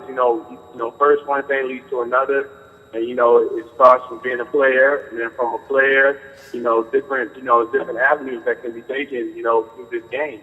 And, that's the main thing that I try to get across to the kids, especially around here. As I heard y'all talking about earlier, it's more of the, entitlement type of mentality and things like that, but, I just feel that that's just a level of maturity. You know what I mean? When you're young and when you're in high school, as your son is right now, you know what I mean? Like, you can tell someone, that, the things that's going to happen or, it's going to be tough, you got to work hard, and that's cool.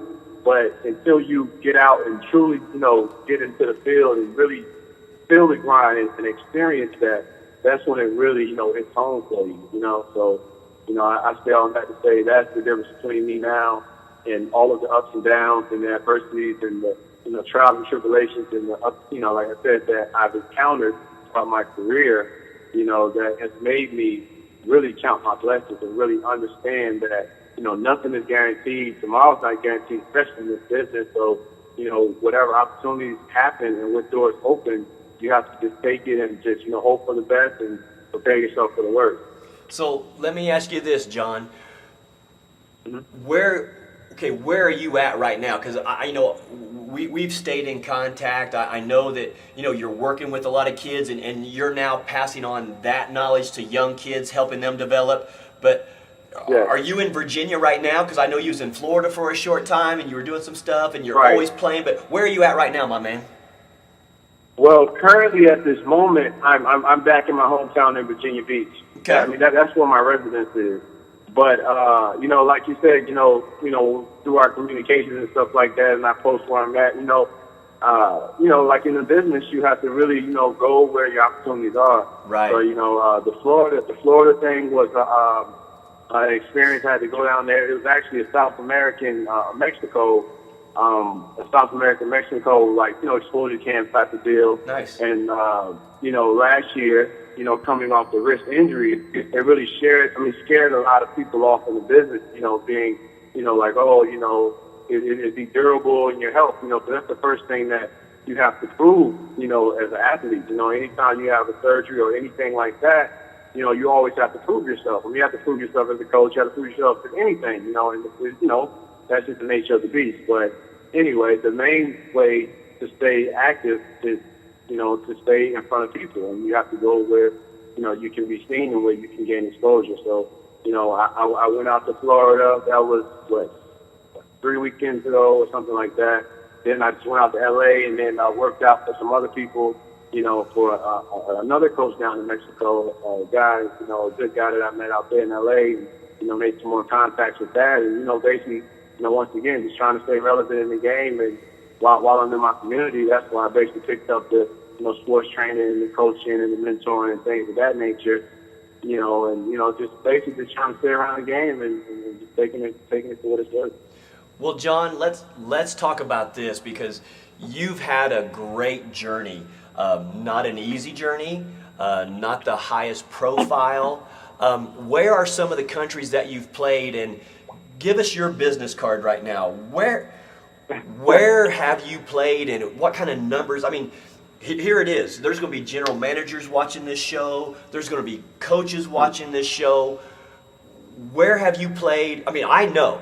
But educate the viewers. Where have you been? Because, I mean, if I can remember, I want to say, gosh, Australia and Israel. And, I mean, it's a grind. I mean, tell the people about the grind as a player. I mean, I just heard you talk about, different showcases that you're still going to give yourself that exposure that you're doing on your own, and you've taken the accountability on yourself, which I have nothing but respect for because I know your work ethic. But where all have you played? Let's educate the viewers, because there's going to be a general manager out there right now who I can tell that if they need a guard who is going to be a leader, who's going to lead by example, who's going to have an incredible work ethic, and it's going to sound like we're echoing the same things, throughout this show. But these are the tangibles that it takes to be successful. Where all have you played, my man? Okay, well, with that, being said, once again, Coach, I appreciate it. I definitely, have turned it around. And, as you touched upon before, it's definitely a grind. But the thing about it is the beautiful part of the game and life in general, it's all about your perspective. You know what I mean? And the thing, if you really embrace it, and once again, every opportunity that comes, if you enjoy the travel and, you really are, open to experiencing different cultures and, things of that nature, it's really pretty cool. But, to name a couple of places, I played in Israel. I had pretty good years in Israel. And, when you make your name for yourself somewhere, then, you tend to go back when, other jobs open there or whatever. So I played in Israel. From Israel, I went to France. I was in France for half a season, went back to Israel. I played in Latvia, in Ventspils, Latvia, with East Europe. So that was my first time being in that part of the world. Played in Israel again. I played in France. I said France, Latvia. Trying to think. The D-League for a short stint. Trying to remember. It's been a couple of places. Hey, isn't it amazing? Because we can sit here and compare notes. The people who are truly passionate about the game, like yourself, like myself. I mean, it's interesting because I spoke to an NBA general manager back in October, and he goes, "Wow, Coach," he goes, "I'm teaching my son about geography." And he goes, "When I looked at your resume," he says, "what a great thing to teach geography, because all the places that you've been." And I mean, I hear you talking about Israel and France and the places that you've been. Australia. I mean, Australia. I mean, so think about it. You've gone completely around the globe to play the game that you love.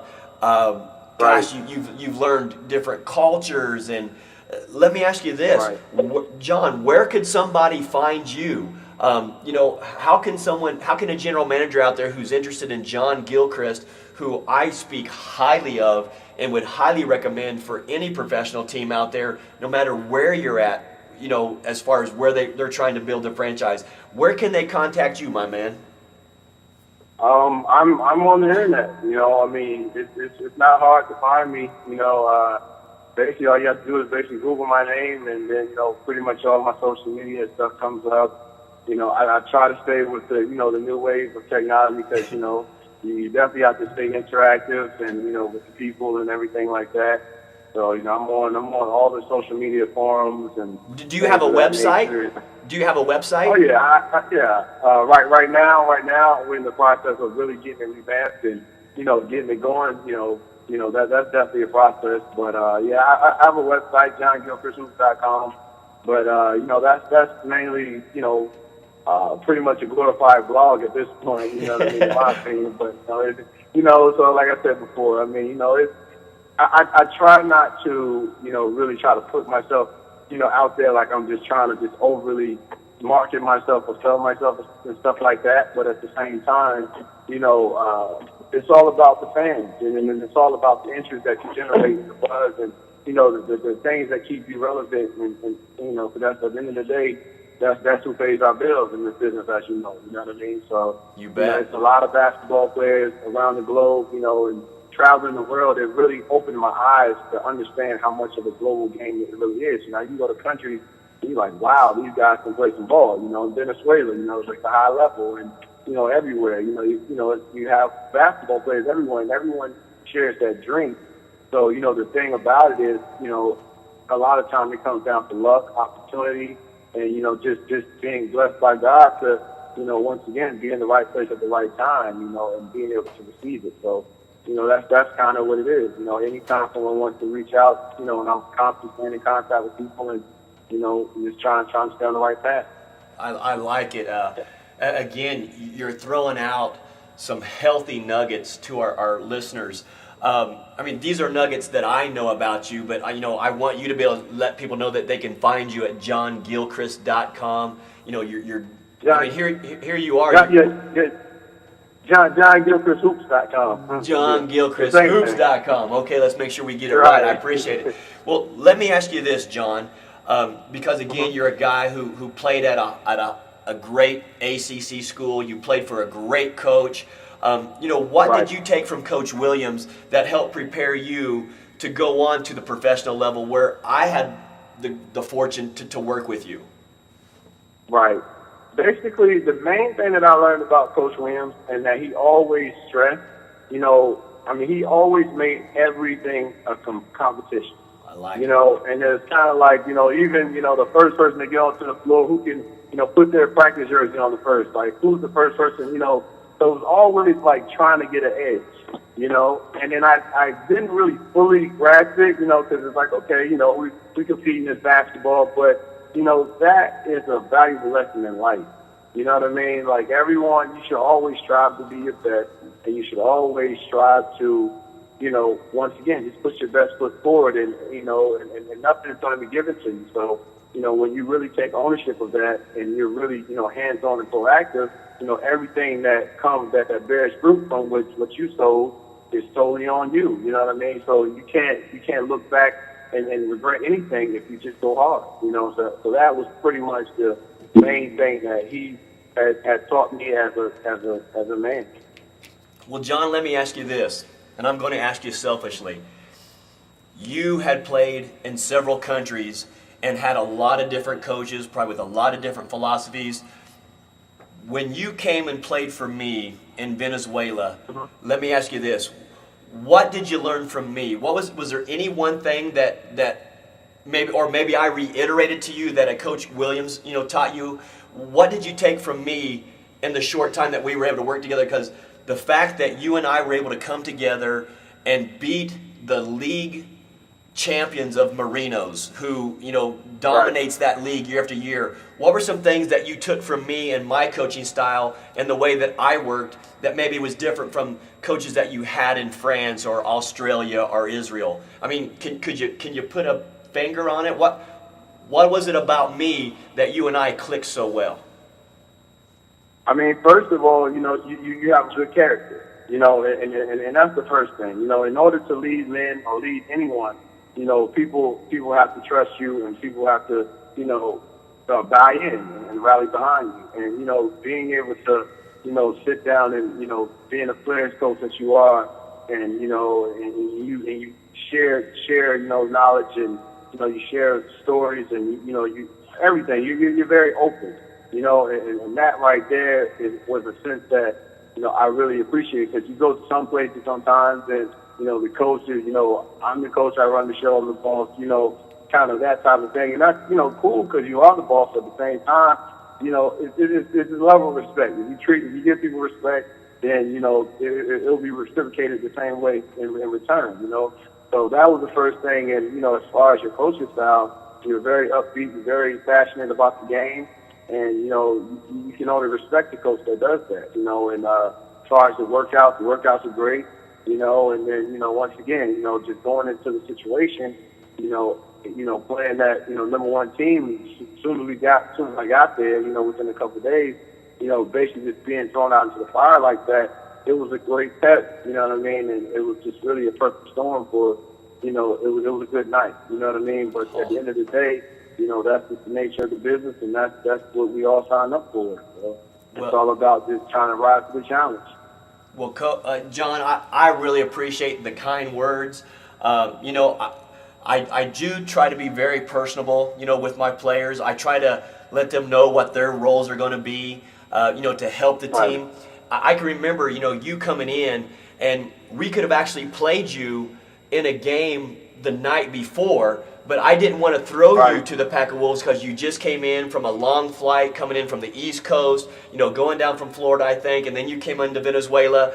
And I didn't want to do like what a lot of coaches do internationally where, you know, there's so much pressure to win. I knew in time, you know, we would have the right pieces there. And the night that you landed, I didn't make you go from, you know, a 10-hour flight or whatever it was to landing in there, getting you, you know, through the league and throw you out, you know, against competition when you didn't have your legs and you didn't get acclimated. And I remember you and I having that mature conversation saying, John, let's be patient. I want you to come. You sat behind the bench. You watched the game that we played. I wanted you to observe to see where, because I knew you as a professional and I was counting on you to bring that leadership and hard work ethic onto the court to where we had the success against Marinos when we called your name. By gosh, you were ready to play. You accepted your role, and your toughness and your decision making helped us beat that Marinos. And I appreciated the fact that, you know, I knew you were passionate and I knew you were hungry and I knew you were ready to play the day you landed. But I think being mature, the way that you were, the way that you handled when I came to you and said, hey, let's let you watch the game tonight. What was that? Was that different than any other approach that you had, you know, playing overseas with a coach? I mean, you know, once again, yeah. I mean, you know, every situation is different, you know, and, you know, that was a great, you know, like I said, you definitely made me feel comfortable in getting there. And, you know, it's a team effort. You know, it takes everyone from the head of the organization down to the, you know, the trainers and especially the fan base and everything. It takes a lot to make the machine work, you know. So, you know, once again, like I appreciate the opportunity. You know what I mean? It was definitely a great opportunity. Unfortunately, like I was telling you, as far as, you know, with my wrist, you know, it was something that I was like, it was something that needed to be addressed at the time. So that was, you know, the reason, you know, why, you know, I cut the time short there. But, you know, now I'm fully healthy back home, you know, working out and, you know, traveling and playing again, you know, playing in different leagues and just really grinding it out with semi-pros and, you know, stuff like that. So, you know, like I said before, I mean, this game is something that, you know, is bigger than all of us. You know what I mean? It's going to be here, you know, it's going to be here to stay, you know. So, you know, with that in mind, you know, you just pretty much take from it what they will, you know, to, you know, offer to you and just really be thankful and happy for the blessing that you receive from them. Man, well, let me ask you this, John, because I remember you coming to me after you played, and I thought this was very professional of you. I thought it was very mature of you. You know, you didn't have an agent call me. You didn't have your people reach out to me. You came to me man to man, and we sat out by the elevator at the hotel we were at, and you came to me and you said, Coach, you said, I got to be honest with you. Do you remember that conversation that you and I shared? Definitely. Because the thing about it is, once again, at the end of the day, you know, it doesn't matter, you know, your character and your name is all you have at the end of the day. It's sort of like, I was told, like, your name is like having a credit report. It's going to follow you everywhere. You know what I mean? So you need people that's going to vouch for you, just like you said, as far as Ace Custard, and, you know, him being a person who's like, hey, you know, he passed my name along to you, and that opened up a huge opportunity, a life-changing opportunity to go and experience that whole thing, which was great. You know what I mean? And it's the same thing. So at the end of the day, you can't treat people wrong. You can't do things like that because at the end of the day, it's going to follow you. It's always going to come back to you. And that's one of the things I really try to preach. I forget in some quote that I read, it said, character is the stone that scratches every surface. And it's very true. You know what I mean? That. Because, you know, at the end of the day, that's just what it is, you know. So, like I said before, that's why I had to come to you man to man. It was like, I could have easily, kept trying to play hurt and, stuff like that. But I went and told you, I said, hey, my shooting list, it feels weird, whatever. And I really want to, make sure that, I don't want to give you, not my all. You know what I mean? Like, anytime if you want to, it's like telling someone a car. You want to make sure that they have the car facts, and you want to make sure everything, checks out the way it is. So I just wanted to be 100% honest and upfront with you. And I was like, I would never, want to, devalue my integrity, towards, you as a man or myself as a man. Well, John, let me tell you why I wanted to preface that conversation.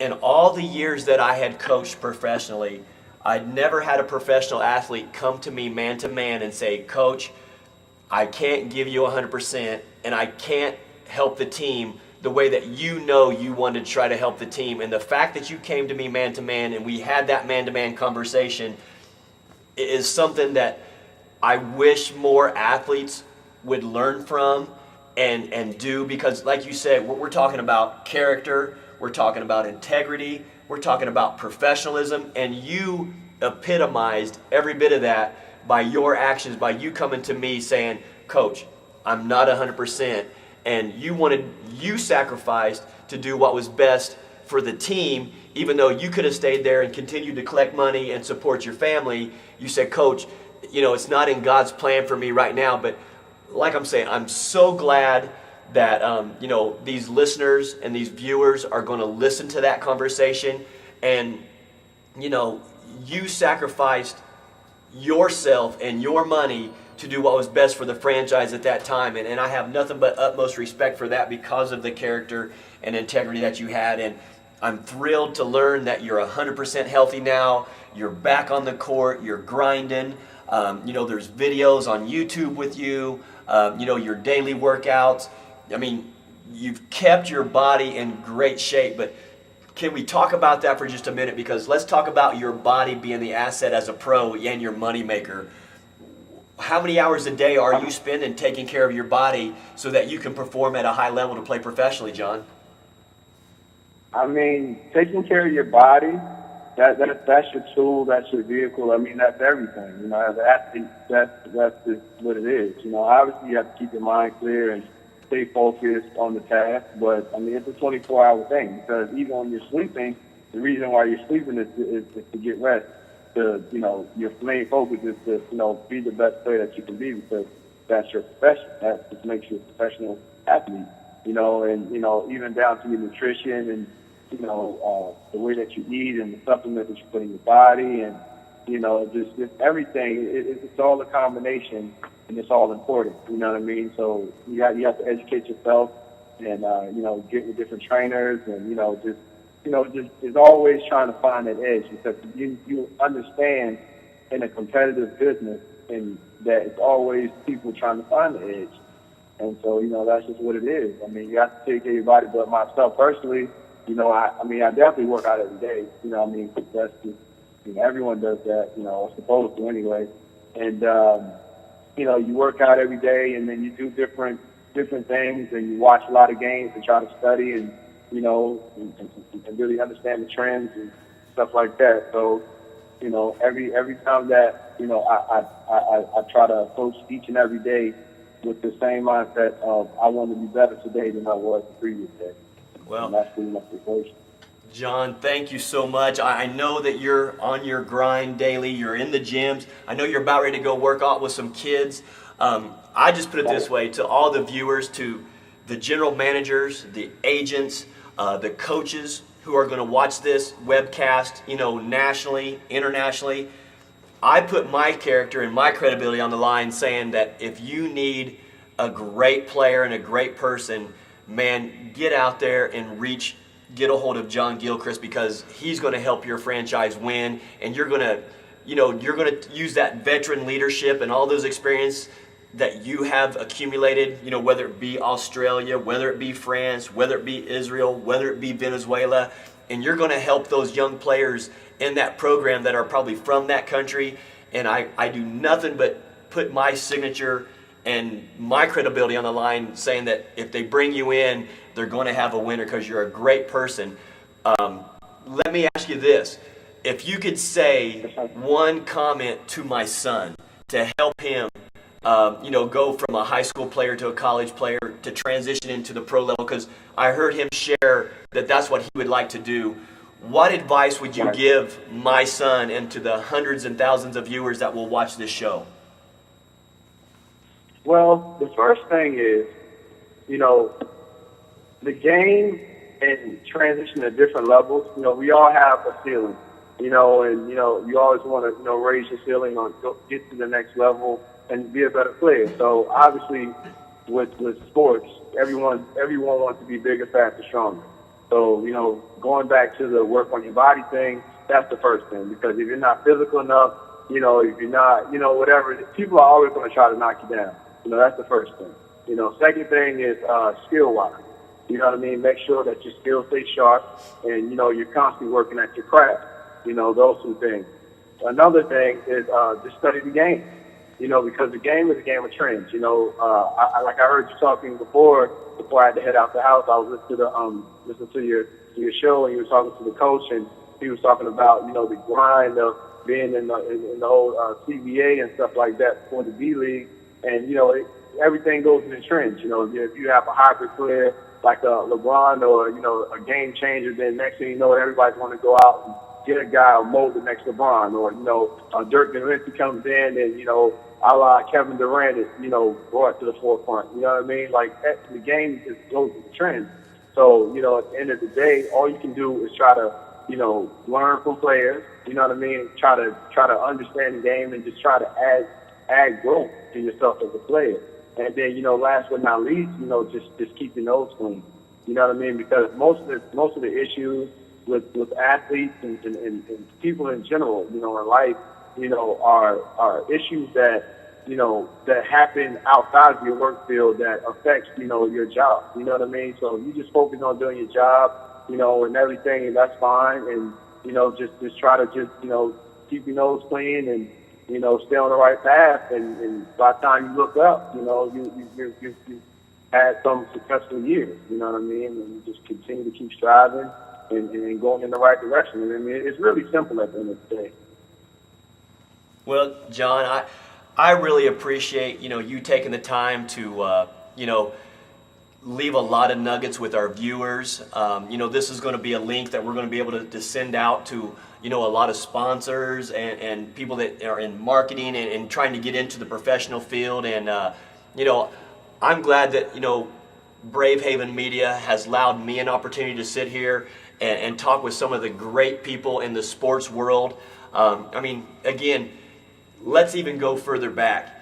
You see Steve Blake playing in the NBA right now. You played with Steve Blake. He came into the program. You guys were at open gyms. And, I can even remember an altercation where you and Steve Blake went at each other, as competitors on a video. Right. And I like that because, you were marking your territory and you weren't backing down.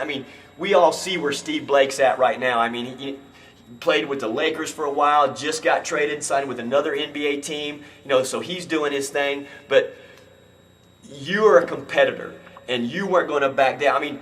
Tell us a little bit about what was it like playing with a Steve Blake, who you see playing in the NBA right now.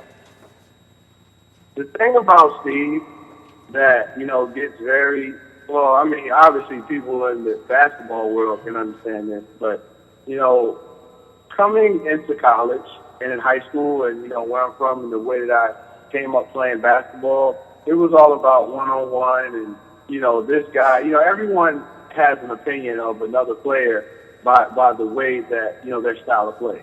Yeah. And he wasn't a big-time scorer when he was at the University of Maryland. He always averaged around 10 points, and, he had high assists. He always averaged at least 7 assists. But, he was a more of a pass-first point guard, more of a floor general, and the thing about it was he saw the game different. Uh-huh. And being a scoring point guard the way that I came in, I came out of high school averaging, almost 30 points and this and that, and that's kind of was the way that, I was taught the game, almost like if you get buckets and, this and that, whatever. But the thing about Steve was that, he was a very cerebral player, and his main thing was making sure the team functioned properly. And that's a true definition of a point guard. I mean, point guard, you have all types of different styles, and you can just look around the landscape of the NBA. Obviously, you need to have certain skills, and to be able to play that position, you have to be able to guard and handle the ball and shoot and this and that. But you have different levels of different guys. You have the athletic point guard, you have the the defender, you have it's big point guard. You have all types of different styles. But at the end of the day, it's all about being able to do what's necessary to help the team win and just fill in the hole. And that's what Steve, always did. You know what I mean? Like, if he had to dive for the ball, he would do it. He was always unselfish. You know what I mean? And, as he got in the NBA, he really worked on his shot. And, his shot has got a lot better, So, I mean, I have nothing but the utmost respect for Steve. And, I still speak to him now. And, I'm thankful for, being able to sit behind him for the year and really learn from him because, it really, taught me, how to run a team. He's a great leader, and that right there is one of those intangible qualities that, has made him a pretty wealthy man. Right. Well, John, it's been awesome visiting with you. I want to thank you for taking the time to join us today on the Coach Scott Field Show out here from Salt Lake City, Utah with BRAVEHAVEN Media. I know you're doing your thing, but thanks so much, and let's stay in touch. And I know whatever you choose, as you continue with your basketball career, whether it be into the coaching and continuing to playing, because I know you're not ready to hang up the shoes yet. And I know definitely not. Yeah, that's what I'm saying. I know you've got great years as a player ahead of you, and you're a great family man and a great husband, and I have nothing but respect for that because, it's all about us living, learning, growing, empowering each other. And again, you shared a lot of nuggets with us today that I know the viewers, can learn from because, I know there's a lot of fans that watched you played at the University of Maryland and may have lost touch with you as you were being a globetrotter like myself, staying in the game. And I really appreciate you, my man. And again, I have nothing but the highest respect for you and your work ethic because your work ethic has what set you apart and has made you succeed at this crazy business of professional basketball, especially in the overseas markets. And I was blessed to have had the opportunity to work with you for a short time because, boy, it was fun knocking off Marinos in the Dome, wasn't it? Definitely. I mean, that was a great memory, Coach. Well, my man, God bless you. I give my best to you and your family, and thanks so much for calling us from Virginia Beach, out in Virginia, where I'm sure your weather's probably a little bit nicer than what we've got out here in Salt Lake City right now, my man. Well, thank you, Coach, for the opportunity, and as always, it's always a pleasure speaking with you, and God bless you and your family as well. I appreciate you, my man. Take care of yourself, and I know wherever you land, you're going to be an important factor of that franchise going to the next level. So do what you do, buddy. Yes, sir. All right, my man. Take care of yourself. Okay. See you later, Coach. All right, buddy. Thank you. Wow, Bob. All right, good stuff. We're at outstanding stuff. 2 hours and about 20 minutes. Dan Patrick's show ain't got nothing on us out here except a lot of sponsors and a lot of money coming in behind him. But we're sitting here using electricity and everything. Well, let's just say that. How can people who want to sponsor the show or maybe get a banner, what can they do to be a part of this show as we're empowering people and taking people to the next level at whatever their profession is? How can they be a part of the show, Bob?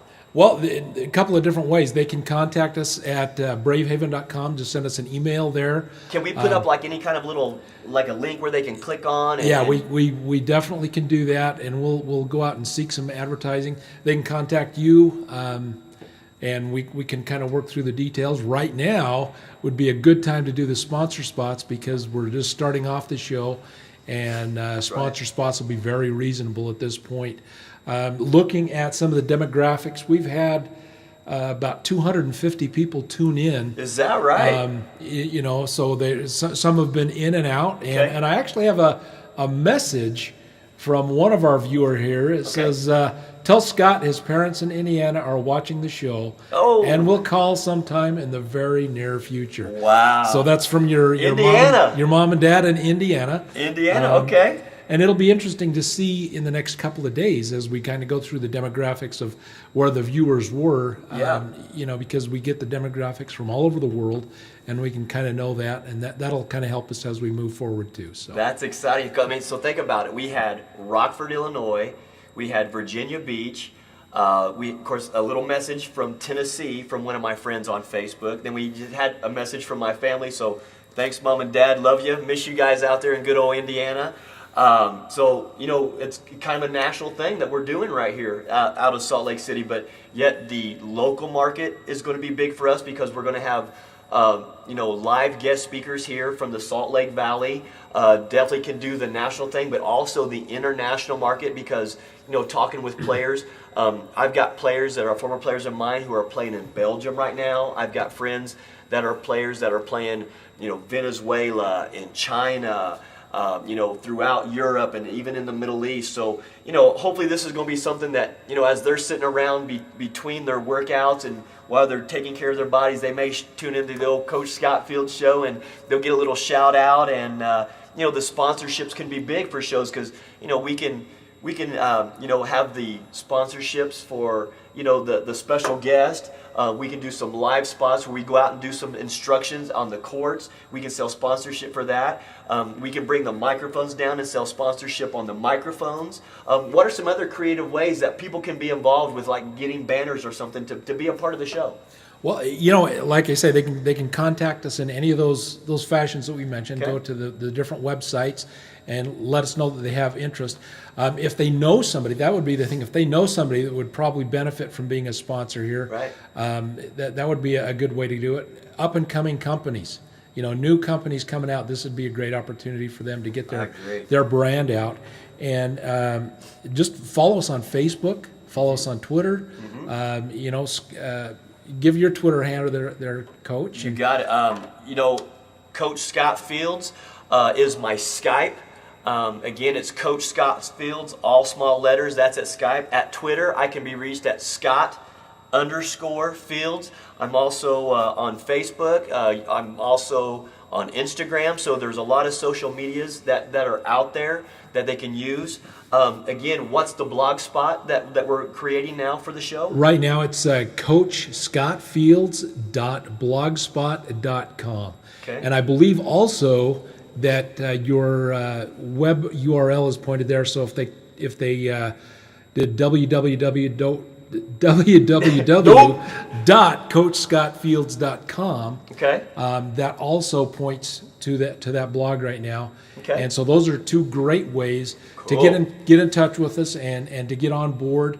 And they can also follow BRAVEHAVEN Media on Facebook, on Twitter, or Bob Fitzgerald on Facebook or Twitter, and we can get that information from them and let them know if they follow those things, and if they go on the blog spot and follow the blog, they'll get updates when we're going live and everything else. Outstanding. And the other thing that's nice about the web format like this is we can not only have the live broadcast, but all of the episodes Archives. that we do, even this test today, will be available for folks to tune in and watch, and they can do that at their leisure. You're talking to the worldwide audience. That's right.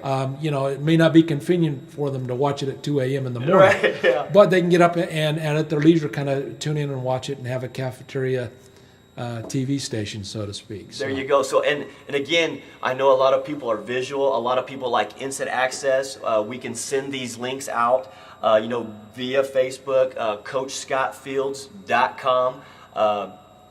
All these things to drive that stream into us and to continue this. But, like you said, this is just a test spot. This is a live show. We didn't have anything planned. We didn't have anything formatted. I had some friends contact me, said they'd be interested. I've had some agents contact me, Bob, that said that they'd like to come on and talk. There's a lot of players that I've talked to that said that they'd like to come in and be a part of the show. And again, we can open that up to also, like you say, the business owners that are wanting to get a little bit of exposure, because maybe there's players and there's coaches out there that are doing some player development stuff. I'm also going to be doing some player development stuff here in the springtime.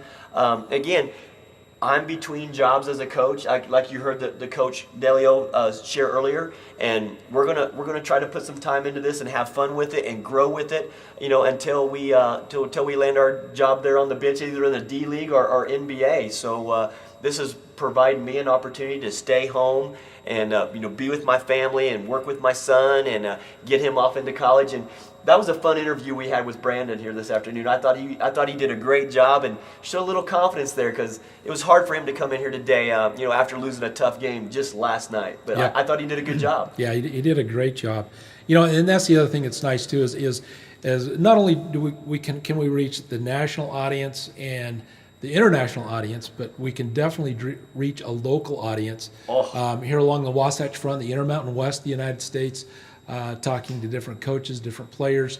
One of the things I think would be interesting to do is get some college coaches on. They can't recruit and they can't contact the players, but they could definitely come on and maybe for these players like Brandon, give them the things that the college coaches are looking for. That's right, and I think that's something that we can do creatively. That we can get that contact information for like a coach Delio who's looking to try to get a job somewhere overseas. People could come in and maybe click onto a link and look for available coaches. They can look for available players, just like we had John Gilchrist. I think that's something creative we could do. We could talk with high school players like Brandon and other players out there who are unsigned that are going to go play some AAU, that are looking for college opportunities. Those coaches could come in and try to find those players. And I think anything that we can do to help people, I think that's really what this show is really going to be all about. And again, if it wasn't for somebody helping me when I was Brandon's age and giving me the opportunity to go off and play in college,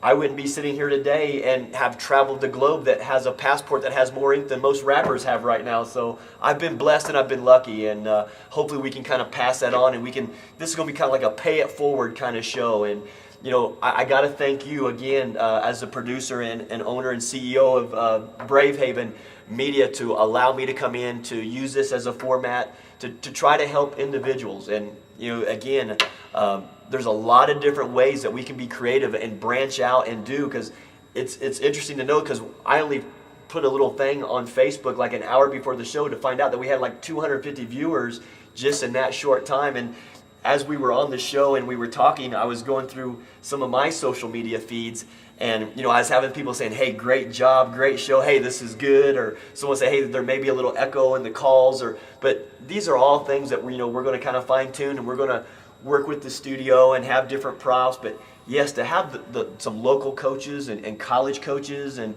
we'll definitely do that, because I have a neat little network of friends that I've got across the country who can come in and they can talk about their programs and their institutions and their philosophies. And again, it's helping that high school coach who's out in the middle of Nevada somewhere that, gosh, how could I, maybe help my player get to a college level? And, we can educate all of them on how to help promote and market their players and their staff and their businesses, taking their businesses to the next level, because the more viewers we get, to sell those banner spots, to sell those advertising spots, we're all going to grow in this together. And I think that's exciting, and I feel awful blessed to be able to use this as a format. And so thank you, Bob, and thank you, BRAVEHAVEN Media, for this opportunity today.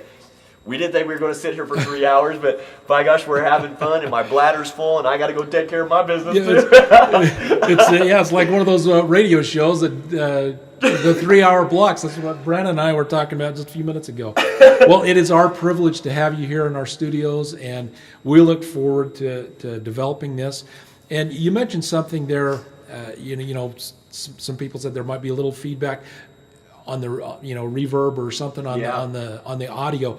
That's the kind of feedback we need right now. Oh, you bet. Just so that we can tweak that and make it a great experience for everybody out there, because there's nothing worse than crummy audio and video. And right now we're broadcasting in 720p, so it's considered a high def broadcast. Yeah, so you're saying 720p's to me, and I've traveled and coached in China, and I've heard Mandarin and Cantonese, but that I don't even know what that stuff means. So we are able to broadcast in high def, so that's a good thing, and just thanks for the opportunity, and it's always a pleasure working with you. Are there phone numbers that they can reach to also ask questions, or maybe to try to come on to the show, or what's the best?